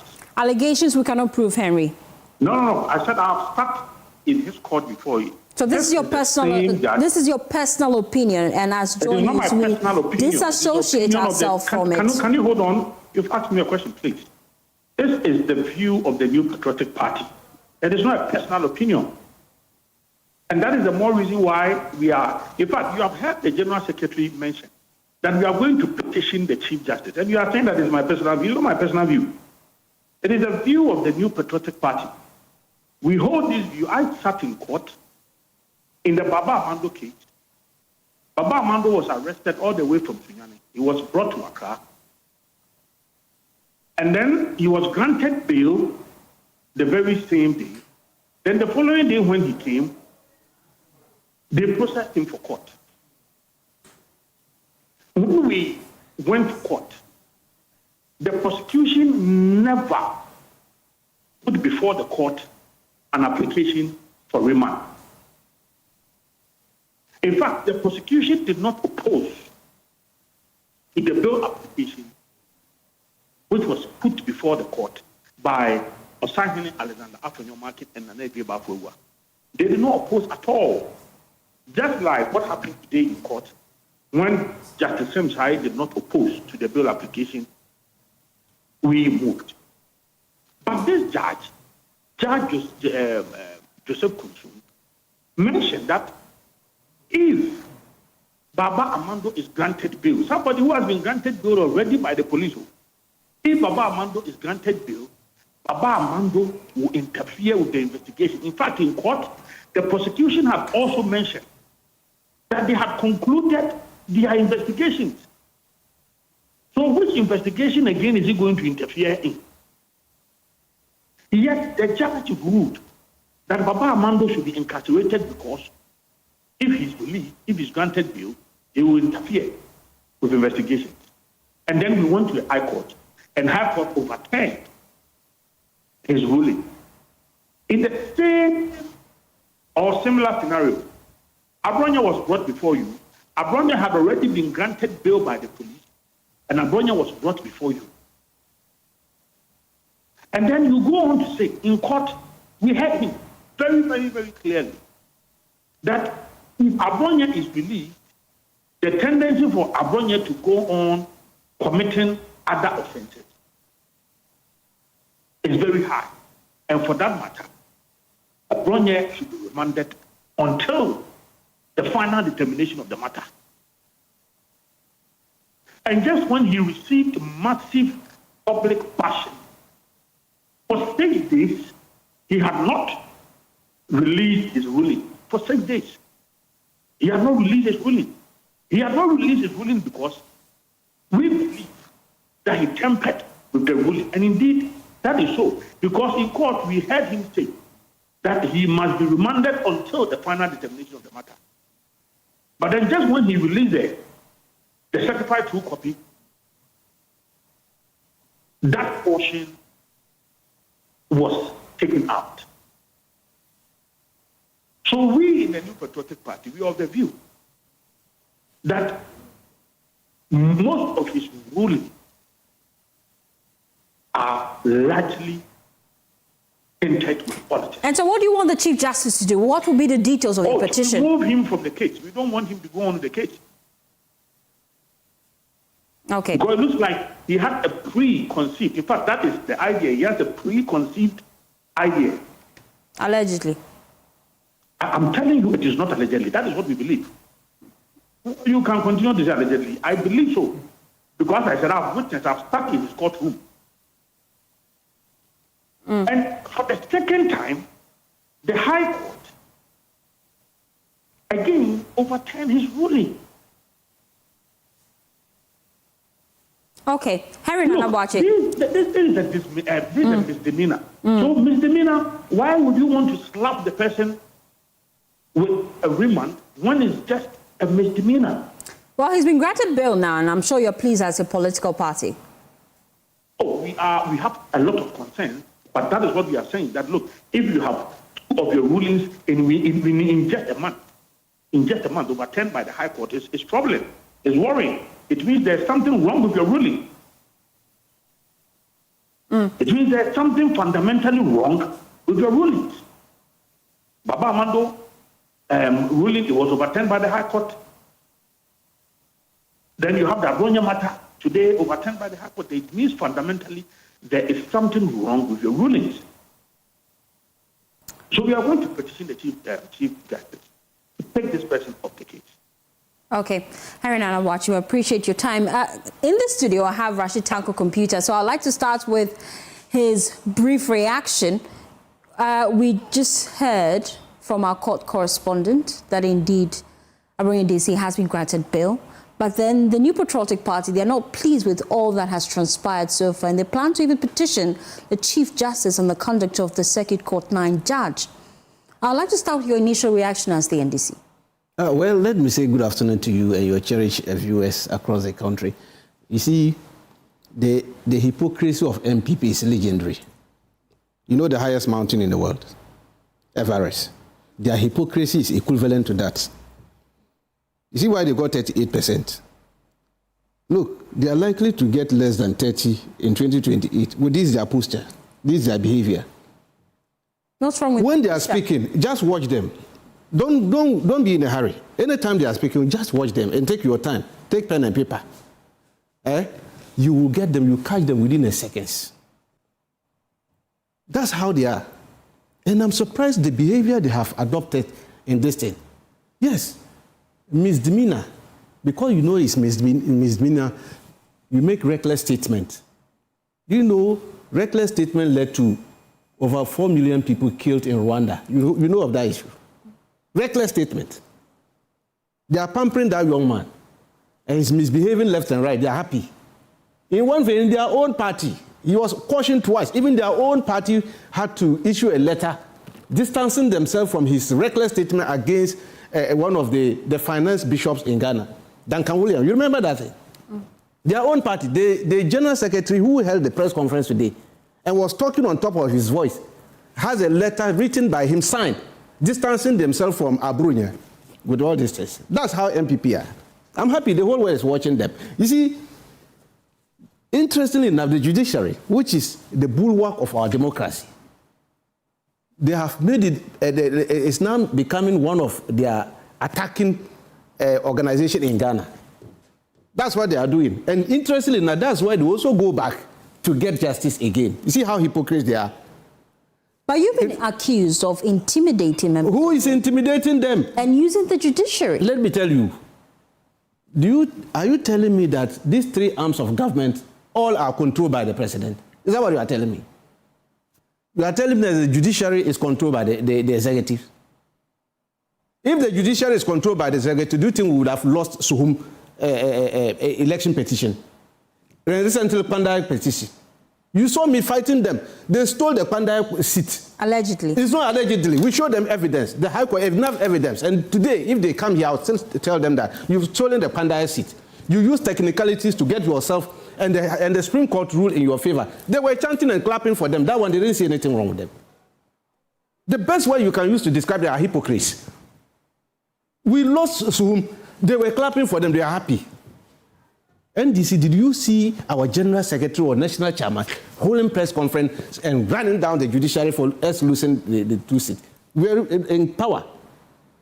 Last year, we lost high-profile cases.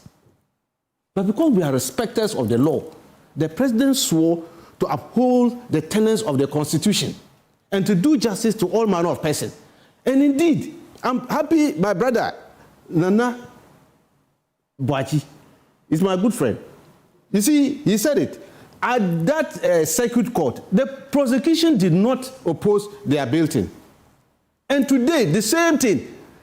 The Leonard Srim Sai, the Deputy Attorney General, did not oppose the bill application that they moved in the court. Why then will you now turn around to be accusing the executive?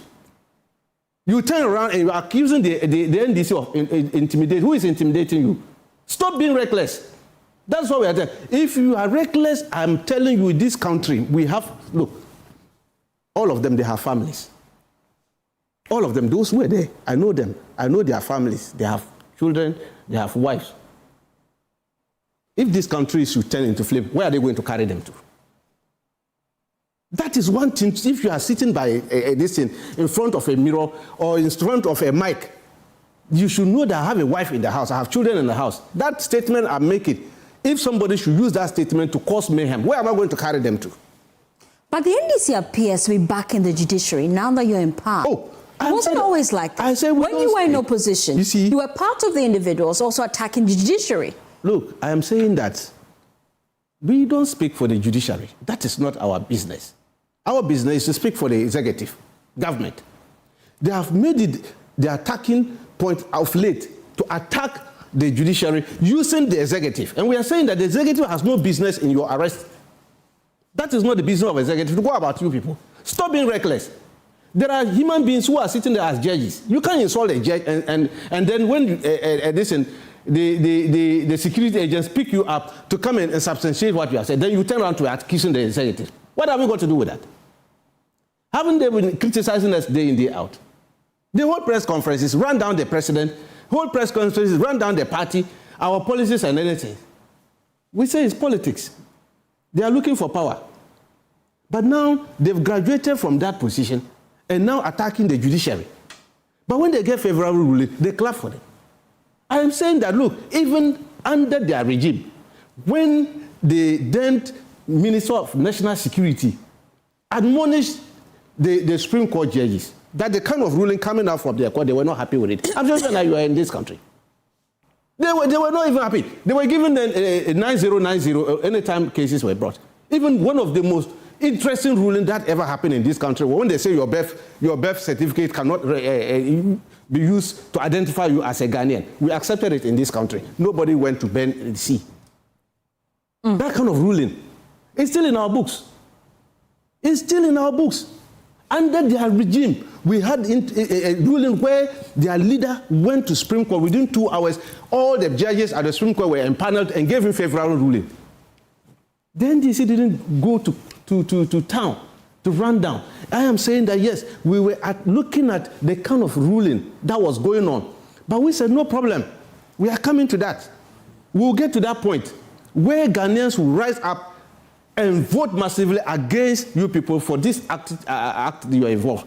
But the NPP it? allege that the arrest of Abronya DC is politically motivated. Can you state here categorically that that is not the case? If it's politically motivated, do you think the learned Deputy Attorney General would have said that we are not opposing this your bail application? The Deputy Attorney General is part of government, from executive. He's a party member. If it's politically motivated, he would have stood against the or move another motion against what they were doing in the court. But he said, no, we are not opposed. It's misdemeanor. Look, and I'm so surprised. You see, because of that's why some of us are doing this law course. We are pursuing law. You're in law school? Yeah, I'm in law school. I'm doing a course in law. And I'm telling you, because of some attitude of some people in Ghana. So you want to be a lawyer? Yeah, because, you see, you ask yourself, why are you not educating people publicly? You are learned lawyers. Those standing there, they're all lawyers. They are all seasoned lawyers. I know them. Very fine brains. But when they come on the TV, why not educate the people? You know that when you go to the lower court and you don't get favorable ruling, there's always a way out. You go to what? You go to the high court. Even in the high court, if you don't get another ruling, you do what? You go to the appeal court. And the final one is Supreme Court. So if a lower court makes a ruling and you are not favorable, you don't go to town. You don't hold press conference, start running down and insulting everybody. You know what to do. So why can't they? They did it beautifully. You see how they did it? So beautifully. Went to the high court. They got favorable ruling. It's possible if another person is not even happy, he also decide to go to appeal court and say, I'm not happy with the process that has happened. File another process there. The appeal court will look at it. Educate the general so that they'll get to know that if there's a ruling from the high court, don't go and incite innocent people who don't understand this. They do this and their supporters it's all over the place. Hey, the judge is like this. The judge threatened it. Do you know that they are threatening the life of the judge? With what kind of thing they are doing? These utterances they are making.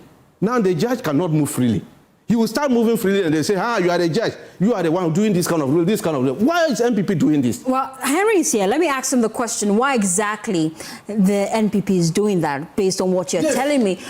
We're hearing from the NDC say that the comment you're making against this judge puts his life at risk, really, especially because of the threats you're spewing on public spaces, especially on television. How do you respond to that as the NPP? No, I'm surprised this is coming from Rashid Tanko. I mean, it was Rashid Tanko and his NDC that labeled the former Chief Justice as National Women's Organizer for the NPP. In fact, just 2 days ago, I think it was on Monday, yes, it was the same step, myself and Rashid Tanko. And your test can use the video for you. You know what? He said that Asante Alexander Markin got court, influenced the court to make a certain favorable panel. And then the court, after hearing that, after acting again, was able to squeeze his way through and then got a favorable result. That he that you want to be an and look how you scandalized the court just 2 days ago. Rashid said it. And I have the video, and I'm going to put it out. My brother in the studio said it. So if we are talking about somebody here who is a hypocrite, or who is being hypocritical, then I should be pointing fingers at him. The majority leader now said that we don't have intelligent people at the Supreme Court. He said it. Again, I posted this video on my wall. So, when you criticize, and possibly maybe you criticize harshly, they labeled Supreme Court justices as unanimous FC. In fact, the current Attorney General is on record to have said that some justice of the Supreme Court had a predetermined mind, and he was hauled before the Supreme Court, and he apologized. So what my brother is saying, if he's saying that he intends to read law, that is okay. I welcome him. But he should take his law lessons seriously. You've also been accused of being a hypocrite, especially because even internally as a political party, you have had cause to caution Abronye DC. I'm just going through a petition that was put out by the General Secretary of the party, GFK, in September 2025, where he referred Abronye DC to the National Disciplinary Committee. And in that letter, he says that the conduct of Abronye DC is harmful to the image and unity of the party.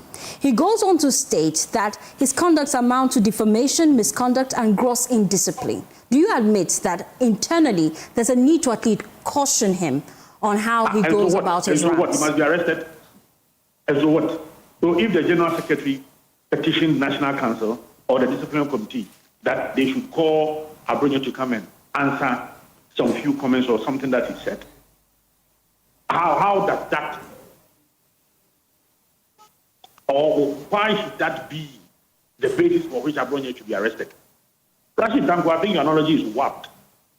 Look, if you are not happy with Abronye utterances, if you are not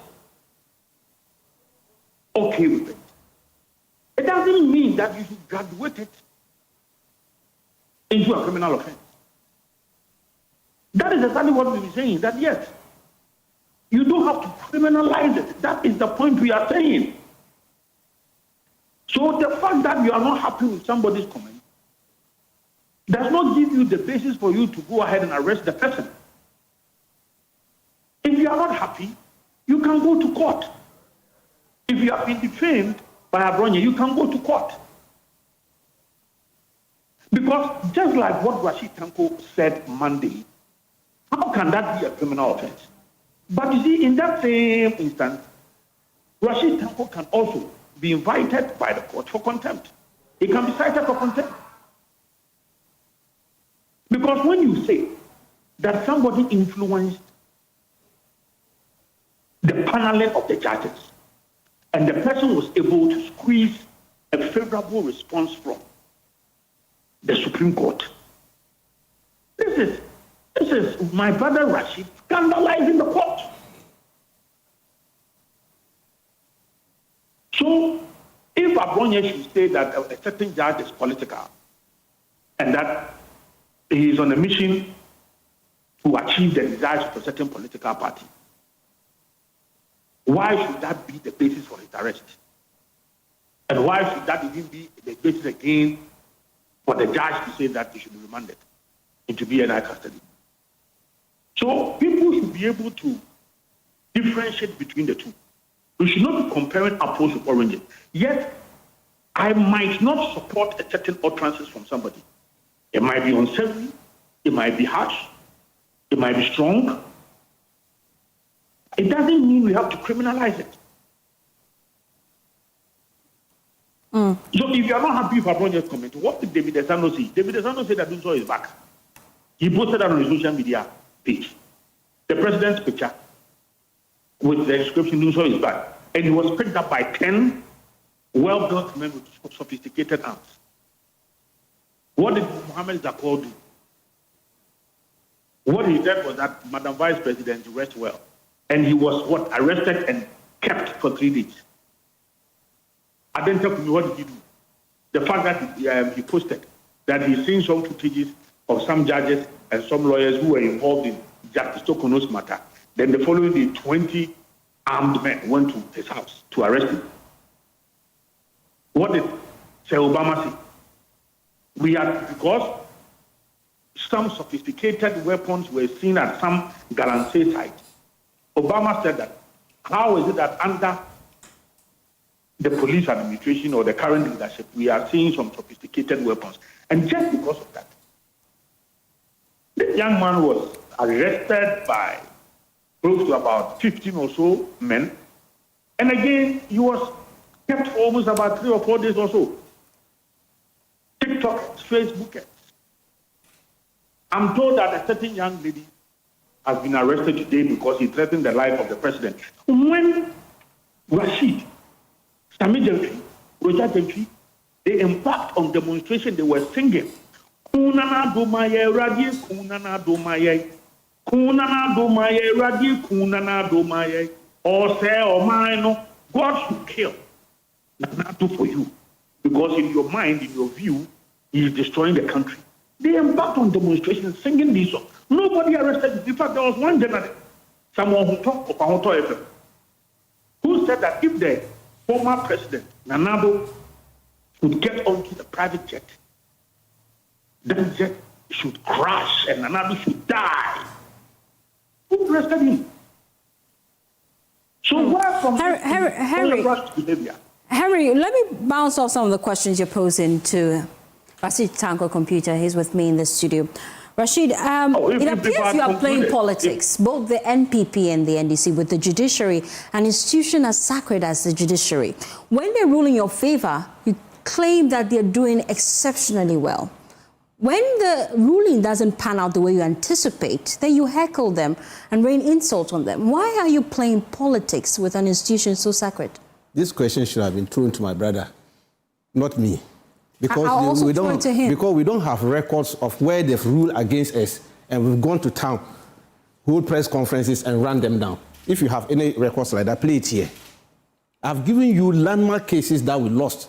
It was pain to us to work for a constituency under the watch of NPP, and the good people of Suhum and Kanda voted massively for NDC, only for some crooked electoral officers connive with Nanabi and his group to rig the election. Allegedly. And run to the court. Allegedly. And the court ruled in their favor. And yet, we accepted it. We accepted it and said, let's move on. That is the law. My people were on me. In fact, when we lost the Kanda team, you know the number of calls I got from the party functionary. Why should we allow this? I say, hey, that's the law. The law says this and this and that. The Supreme Court, they have ruled. What can we do? Let's accept it and move on. The party general secretary, move on. The national chairman, these are seasoned politicians and other things. We all move on. Suffice that to MPP. Nanabi, the one whom their own party general secretary wrote a letter. In fact, I don't want to use a word and you say I should withdraw it. But they say that the man mouth is a foul mouth. They themselves are saying that man, what thing you are saying. Look, it wasn't that one alone. They said a lot of things. Even under their regime, they nearly put him in a detention. And now the same person is involved in a judge. And Nanabi, you are supporting him because of elections. You know they are going to do internal elections. All these people who stood there, they are contesting. It's propaganda they've gone there to do. It's not about Abunya. I can show you a lot of videos of this all is politics. People. It's politics. They've gone there to do politics. It has nothing to do with legality. They themselves know. And I'm saying it time again. Look, we are brought up. Ghana is noted for its culture and tradition. We all have homes. We are from homes. And we have families.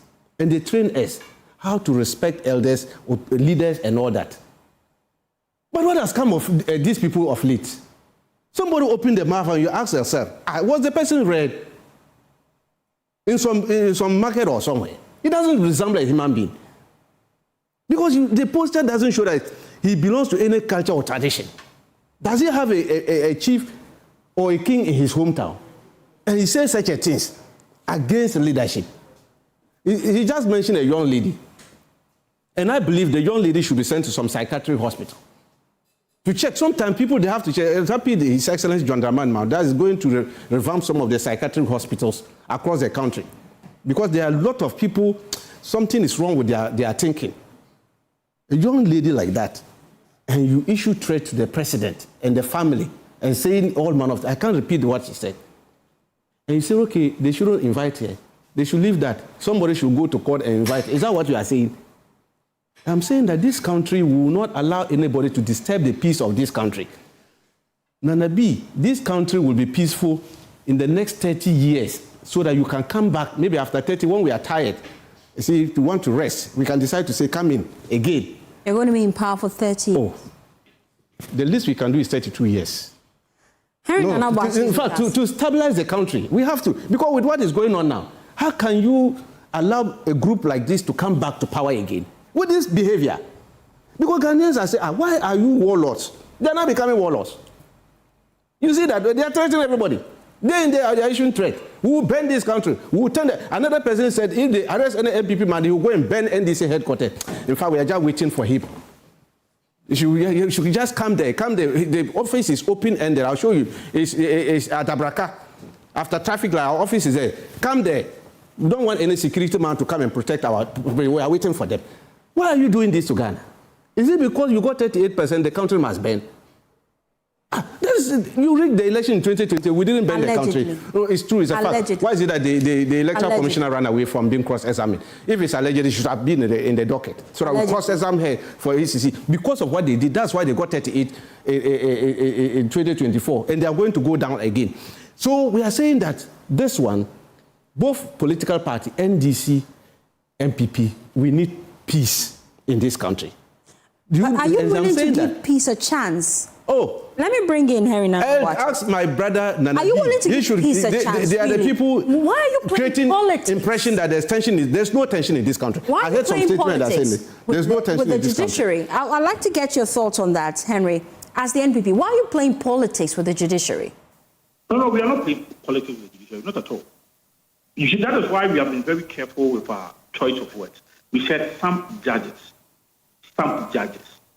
We have not branded the entire judiciary just like what the NDC did. No, we have not done so. And again, it appears my friend Rashid Tanko easily forgets. During the 2020 elections petition, what didn't we hear? Look, even after the verdict, even after the judgment, the current president had a press conference and go and read the press conference, chastising the judiciary.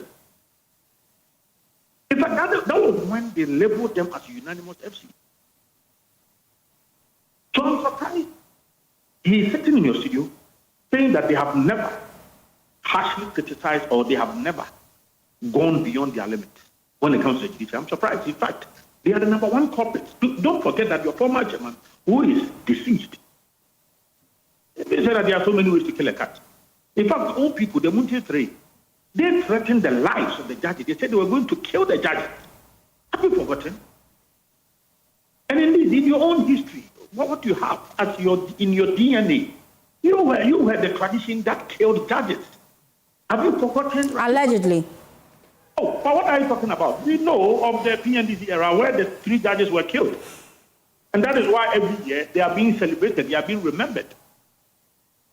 It was during the regime of the PNDC that gave birth to the NDC.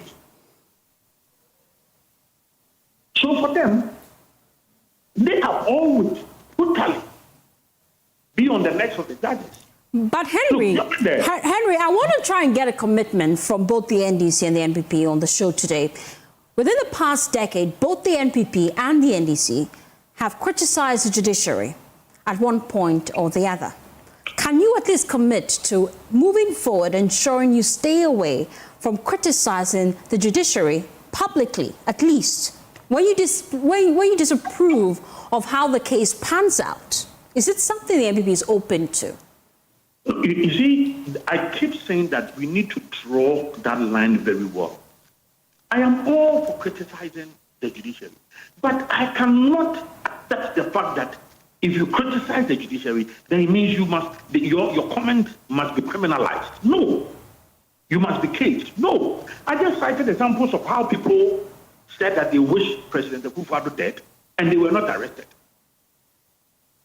But then somebody says that she wishes President Muhammad dead, and she's been arrested. It's the case that you cannot just call this person and question this person. So there are so many ways we can sanitize the system. But to introduce how do you propose we sanitize the system? Because comments like this have the tendency to ensure that the peace we enjoy as a people is undermined. You agree? No, you see, that is why I'm saying that how is it that somebody posts on social media that Dumswa is back and the person is arrested by 10 armed men? Wow. So we don't have police station in Swedru. Even if the person said something wrong, you cannot direct the police in Swedru to invite this person and question the person. Not to do it again. Maybe delete it from your social media handle or something. What should you drive all the way to Nyani and take somebody to Accra? Because it's just Facebook. Why? So they are forcing tension to be up in the country. Look, there are certain comments if further on indeed the security of the state. I mean, I would affect it. In fact, when we were I'm on record. If you check my social media, I'm on record across the arrest or to have, right? Suggested the arrest of persons who aggressively ousted the former Amaliki Hospital CEO. They were members who belonged to our party. But I suggested to the police that the people must be arrested. But for free speech, that is why I'm saying that we have had similar comments just like Abronye in the past. So why should the person be arrested because of that? And again, if but we cannot keep sponsoring some of these wrong comments in the public space. That's why I'm wondering, as we're wrapping up the conversation, will the MPP at least commit to ensuring that they seize attacks on the judiciary each time a case is not turning out the way they envisage, especially in this political climate that is quite tense? Oh, no. But yes, I agree with you. But then, you know, some rulings are so bad, so skewed, so out of the way of the Constitution, just like the Idi Amin judge, the animal farm judge, all of us are equal before the law, but some are above the law judge. How do you expect me to be calm? You can always explore the legal channels, can't you? You can explore the legal channels. As a lawyer, you agree. So commit to it at least. Nana, can you commit to it? You see, the mistake you are making is that as part of our democratic tools, speaking to you like this, commenting about a ruling, a judgment of a judge, it is acceptable in our political speech. It is acceptable. But any comment that seeks to scandalize the court, that is the comment I'll be against. But then if I am criticizing a judge because the person is introducing or celebrating Idi Amin's principle in his ruling that freedom of speech I can guarantee, freedom of speech I cannot guarantee, I will not be quiet and I cannot stay calm when I hear this. No. And that person, as I speak, is being promoted to the High Court.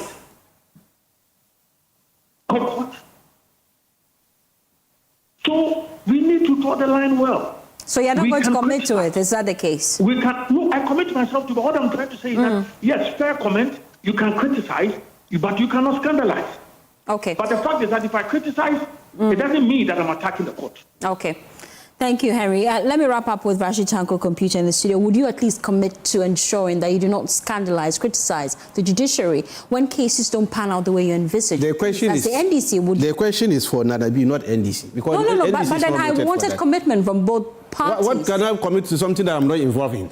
It is those who are involved in. They are the people who should be committed. We are respecters of the law. You just made mention of a case that didn't pan out the way you envisaged. And I'm saying that. So would you at least commit to that? But I'm saying that we have committed ourselves already because we accepted their ruling even when we are in power. They rule against us. We lost high-profile cases. We accepted it in good faith. And we move on. We are saying that, I say they should be our lawyers, senior lawyers, and we respect you for that. But educate the public very well. When a judge makes a ruling, it is within your right to critique the ruling. You can critique the ruling, see where there are loopholes in it, where you can take advantage of, and go to the higher court and overturn the ruling. Is that not right? He knows it. But when a judge makes a ruling, then you start issuing threats, calling the judge all manner of names, saying all manner of things about it, and not even talking about the ruling itself. What are you doing? That is why I'm saying that sometimes when they speak, they are not speaking law. They are not helping law students. Because what they are doing is not helping law students. Critique it. If the ruling, you have taken the ruling, the man came out with the ruling, look at it. Look, you see, they changed their position. First, the man said they should go and put Abronya inside until the matter is determined. When the ruling came, there was nothing like that. And I said, why is MPP doing this to the general public? Overnight, they've just turned themselves to warlords, issuing threats every day. All candidates who want to be national officers they have now turned themselves to warlords. I don't know whether their party people vote them into office because of that posturing or what. Otherwise, why would you vote people like that? And then so they are saying that this should change. Things have changed. We are in the era of technology. The American government has taken lead in that aspect. Now, if you go to the American embassy for interview, do you know what they do? In their form, there's a place for social media account that provide your social media. Do you know the meaning of that? They will look at your postings, what you put on social media, what you have been writing there. So you come, they ask only 2 questions and say, oh yeah, go out. We are not giving you. Then you say, me 2 questions, babe.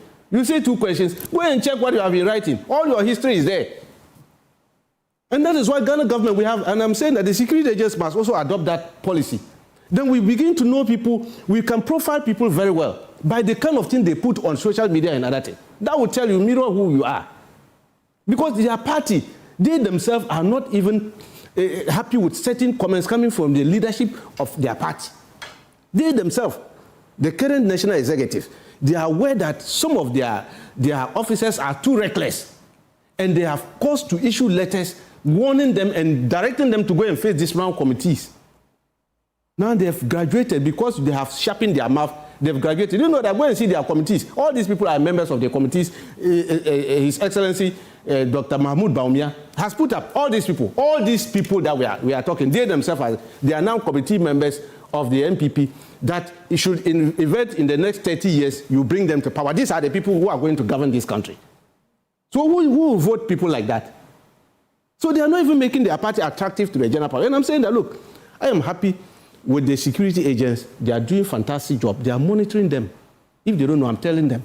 All of them are being monitored 24 hours.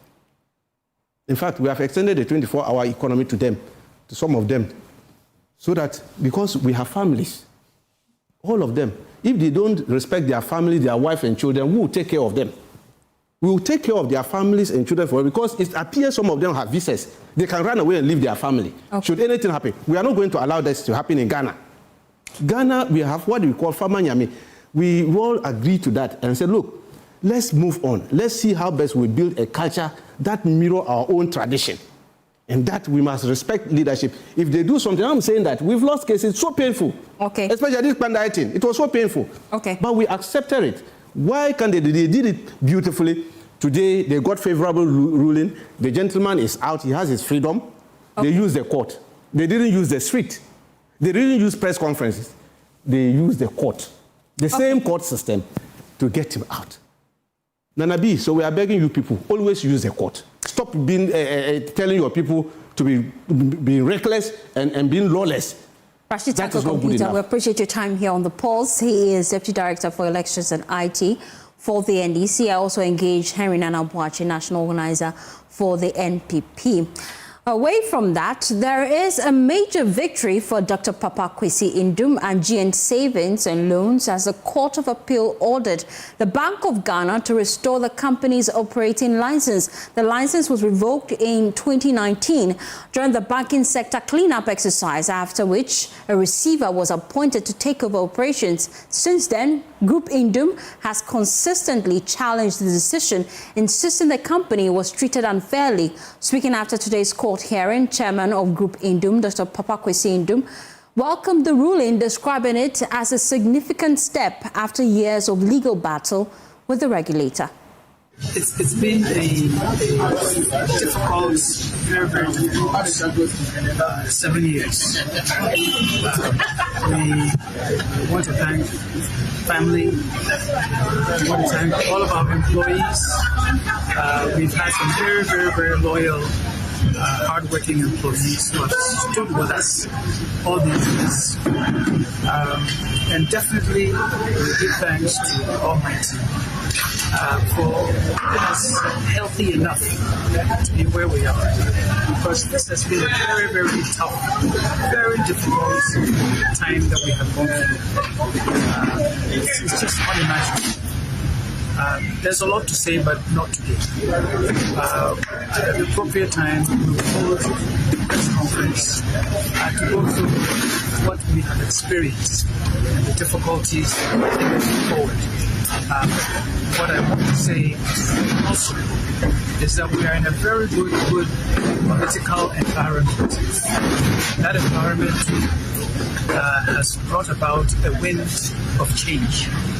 And we are expecting that with license restored, that we will now play our part in making sure that this country achieves the level of prosperity that is needed.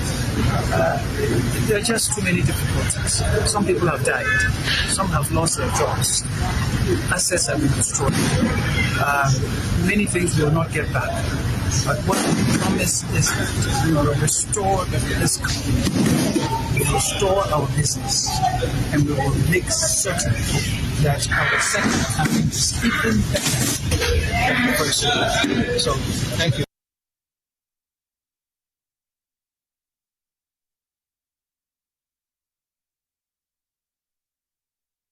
We apologize for that poor sound quality, but that was Dr. Pakwesi Ndum just sharing how excited he is about the ruling. Let's go on Zoom now and speak to lawyer for Pakwesi Ndum, Cletus Alenga, and Vice President of Group Ndum, Nana Oforewu. So we appreciate your time here on the pulse. I'd like to start with Cletus.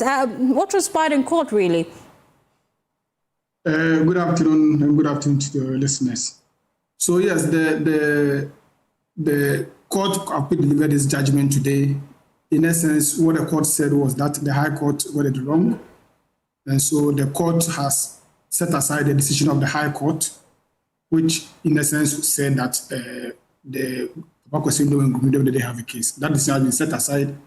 The court has quashed the decision of the Bank of Ghana to revoking the license of GN Savings and Loans. The court has ordered Bank of Ghana to restore the license back to GN Savings and Loans. And then the court has ordered the receiver to hand over management of GN Savings and Loans and all its assets back to the management that was in place before the revocation of the license. Well, this case has been in court for years. I'm wondering what key legal arguments convinced the Court of Appeal that the revocation of the license of the bank is unlawful. Tell us. Well, in essence, there were several things that the Bank of Ghana should have taken into consideration, which they failed to take into consideration. And these are key material facts that we put before the High Court. The High Court did not give so much weight or attention to these specific materials. But the Court of Appeal made the argument firstly that if these matters are considered, then there's no way you can say the Savings and Loans Company was insolvent, because remember, the revocation was done under Section 123, and under Section 123, there's only one reason for revoking a license of a financial institution, and that is that institution is insolvent. And once we say the institution is insolvent, the onus is on the Bank of Ghana to prove that the institution was indeed insolvent. In fact, at the High Court reversed the burden of proof and said that Pakwesi Ndum and Group Ndum should rather prove that GN Savings was not insolvent. But it's the other way around, with the Court of Appeal agreed that the onus should have been on the Bank of Ghana to prove the insolvency, which they couldn't prove because there were pieces of evidence on record which showed that the bank had a lot of money even with the government itself, and so there was no way that the institution could have been said to be insolvent at the time. So automatically, this ruling restores the operation of GN Savings and Loans, right? The order of the court is for the Bank of Ghana to restore the license. And so we understand that the steps need to be taken to get this enforced so that the bank will come back to operation. And what are these regulatory steps and how long is it likely to take? Well, first of all, we just have to get the orders of the court drawn and served on the respondents, the bank of, specifically the Bank of Ghana, and then the receiver. And then once they receive it, there are legal processes that we need, the legal steps we need to take to get it done. And because you're a lawyer, it's imperative I ask you this question. What implications could these judgments have really for other financial institutions affected by the banking sector cleanup exercise? I think the Bank of Ghana gave different reasons for revoking the license of each specific bank. And so each bank or financial institution will have to take its case, on a case-by-case basis. We reviewed the reasons that the Bank of Ghana gave for revoking GN Savings and Loans license, and we realized that those grounds were not grounds for the revocation of a license, and that is why we went to court, and then the Court of Appeal agreed with us. And so for the other institutions, they will have to take their cases on a case-by-case basis, review it, and then see. Again, remember, this action was actually a human rights action, and that is why at the High Court, the case was split for the Human Rights Court, because the argument at the High Court was that by the revocation, they were breaching the rights of administrative justice of the shareholders of GN Savings and Loans, their right to property and then their right to administrative justice. And so, again, because I do not have the facts of the other banks or institutions involved, I cannot speak for them, but I'm sure they will also review their own cases and they take the appropriate steps. Thank you, Cletus, for your time here on The Pulse. Well, I also have with me Vice President of Group Indum, Nana Ofori, so we appreciate your time here on The Pulse. I'm wondering what this victory means personally for Dr. Kwesi Indum, and especially for customers. They waited so long for this. Yes, thank you very much. Big shout out to Lawyer Cletus. We are grateful for your brilliance and your understanding of law and advocating our position. Group Indum is guided by faith. Jeremiah 29 verse 11, for I know the plans I have for you, declares the Lord. Plans to prosper you and not to harm you. Plans to give you hope in the future. And also 2 Timothy 1 verse 7, for the Spirit God gave us does not make us timid, but give us power, love, and self-discipline. We believe that this 7-year crusade that we have been on to right the wrong that has been perpetrated against us, to hear this ruling from the court today is not liberating in terms of just restoration of the bank, but restoration of credibility and name, and something that has been built over decades to achieve. We have said that there is nothing that we have done that warranted the decision of the Bank of Ghana. And we said this, and we have continuously held this position. And we believe that when you work towards righteousness and you believe that you have been generally wronged, the time is the revealer of all truths. And today, time has revealed the truth that GN Savings and Loan had done nothing wrong to warrant what was done to us. But really, how much damage did the license revocation cause to the business, especially, and the confidence customers really have in you for the past 7 years? You have no idea. If the faith that Dr. Indum and his wife has exhibited and being strong and being able to go through this process, my sister, if it was you and I, we might have been in some asylum, because for trumped up charges to be brought against you and for you to be wrongfully dealt with in a way that you couldn't imagine, and then to have invested all your life into the Ghanaian economy, the Ghanaian financial sector, to be able to make impact on the lives of the average Ghanaian, to the lower to middle income folks, and to be able to open 300 branches where nobody wants to go, and to bring banking to their doorstep, and then to be sideswiped like the way we were. We couldn't believe it. We didn't understand where it came from. And so you can imagine what has happened to many of our depositors and what they have gone through. Some have lost their lives, some lost their jobs, some lost their savings, and people have been through hell and back. And we believe that all this that has happened, we are still here. We are standing strong because we believe that the guidance of our Creator is what has held us to this point that we are in. So the damage is not something that you can even quantify. And if you recall, my sister, because of this, certain people went to the United States of America to file a court case to jail Dr. Indum, his wife, and his children. So you can imagine to the expect that people were to try and destroy a Ghanaian who has dared to be able to become meaningful participant in this economy. Okay, and briefly, as we wrap up, we just want to find out, how soon will you resume operations across the country? As our lawyer has said, we are relying on their knowledge to guide us through the process. They are going to apply for the ruling. After applying for the ruling, they'll be able to make further directives, or will make further letters to the relative parties. Then there'll be some sitting down and some discussions. We want it as far as yesterday. So whatever the process tells us, we will be there. But we are ready and eager to serve Mother Ghana, and then to show that Ghanaians can do it. We have the ability, we have the knowledge, we have the heart, we have the love for our people. And GN Bank Savings and Loans, we are here to serve the average Ghanaian in about 300 communities across Ghana that they have never even had the ability to become inclusive in the financial sector. Thank you so much for your time here, Vice President of Group Indum, Nana Ofori-Owusu there.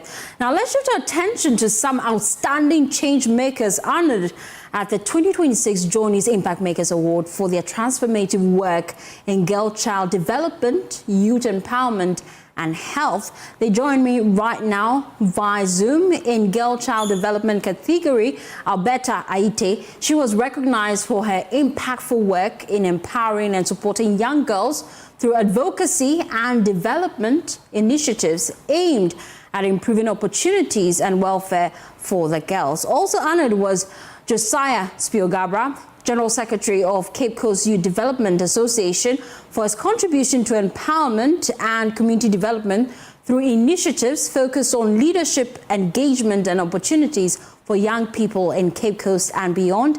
And also in the health category, Bless Lantam was celebrated for outstanding efforts in advancing healthcare awareness and championing initiatives aimed at improving health outcomes within communities. I appreciate your time, gentlemen and lady. I'd like to start with you, Bless. So far, how's it been since you received the award?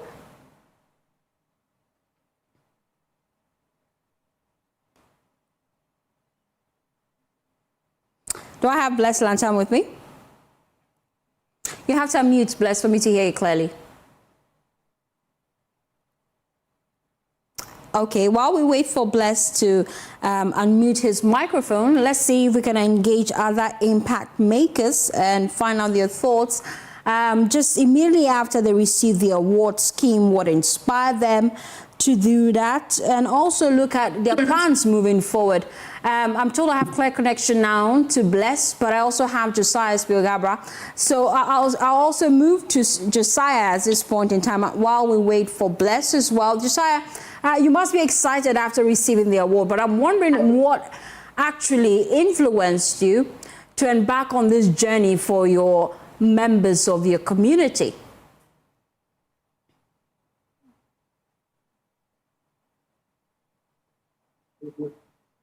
Josiah, you have to unmute for me to hear you clearly. Okay, unfortunately, I cannot hear Josiah. But if I have Bless, I'll go to Bless. Bless? Bless, are you with us? I'm here. Beautiful, beautiful. I wanted to find out, it's been days after you received the honor. How has it been for you? It's been uplifting. Spirit has been up. And a lot of congratulatory messages from well wishers. So I believe this is a point for me to continue doing what I do best. Yeah. And really, what inspired you to take that bold step, to change the narrative in your constituency where you actually started this project? Okay, so what inspires me is the desire to serve humanity and also to make healthcare accessible to rural communities and vulnerable communities. Yeah, and also I've noticed that the small change, the small impact that I make in my community has really helped. So I think this is what keeps me going. And let me bring in Josiah. I'm hoping we have clear connection to you now. I'm sure you are excited after receiving the honors, but what has changed really within this past few days? I can hear you, but faintly. Wow. Now Maybe it's the better. network. Now Please, it's much better. Yes, I can hear you. I can't hear you. Oh, unfortunately, we cannot hear Josiah. Well, he can hear us, but we can hear him loud and clear. Let me go to Alberta. Alberta is also joining the conversation. Alberta, I'm excited to have a woman as part of the panel, and I'm sure you've been having a lot of messages coming through after you received the award. How are you feeling, really? Yes, I'm feeling so overwhelmed. I'm sorry, I'm under the weather a little bit, and it's all because of there's so many messages, over 1,000 messages across all social media. Everyone is like, oh, we saw you, we heard of you, and it's so overwhelming. I'm so happy to be part of this award.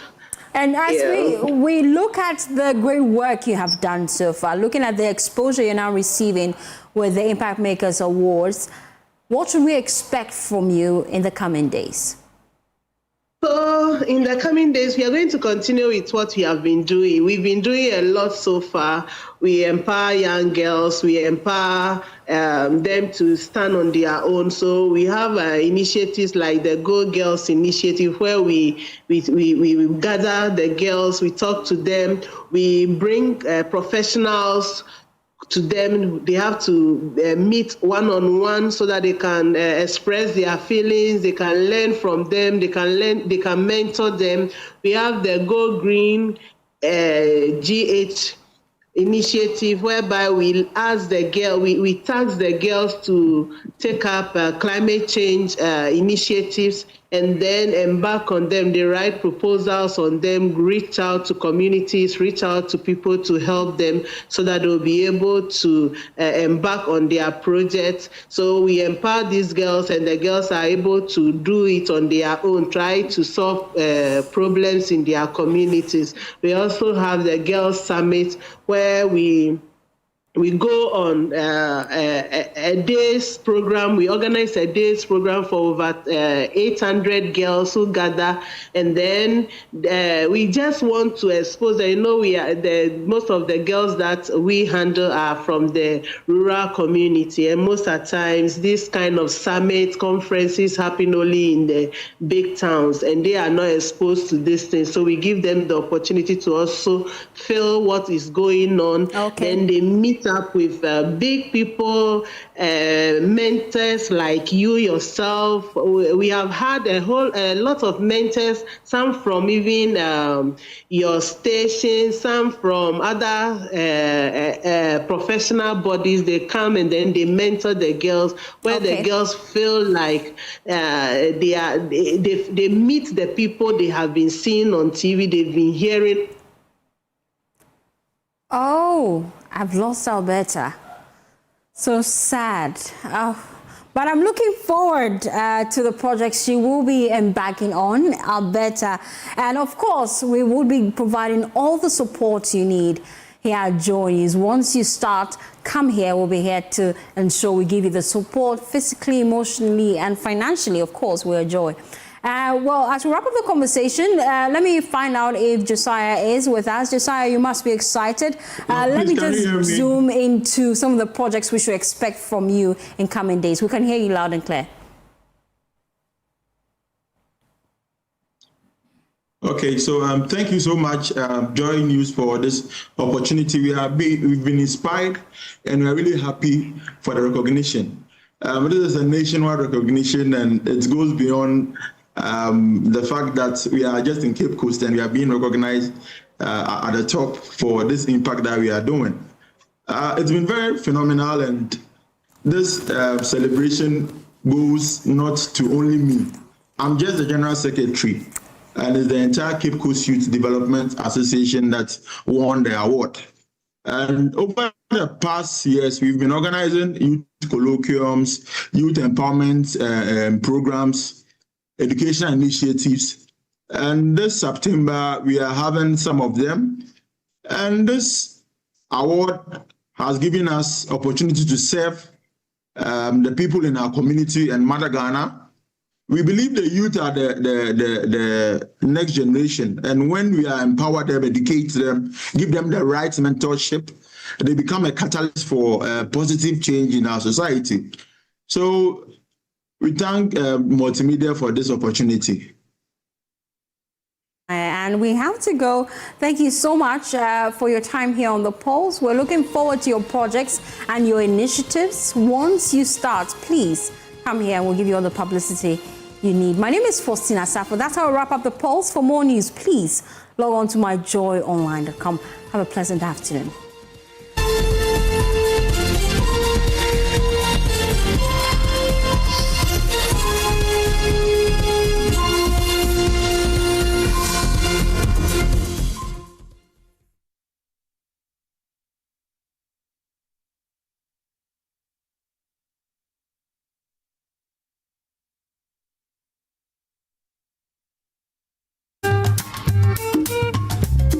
We were living in one of the pavilion behind. Later that we had this new building. Then we now moved to the new building. You did a lot. They have come here and asked us, and they have continued our 6-unit classroom building. A lot has changed. After documentary, we had 60 tables and chairs, then a 10-bedroom teacher accommodation. We have never been fair to these young children. The children are suffering. We applied for school feeding, which will have also helped to increase the enrollment. The impact has been great in terms of enhancing duty bearer responsiveness, in terms of responding to the infrastructure needs, in terms of teacher availability. We are seeing that there's progress.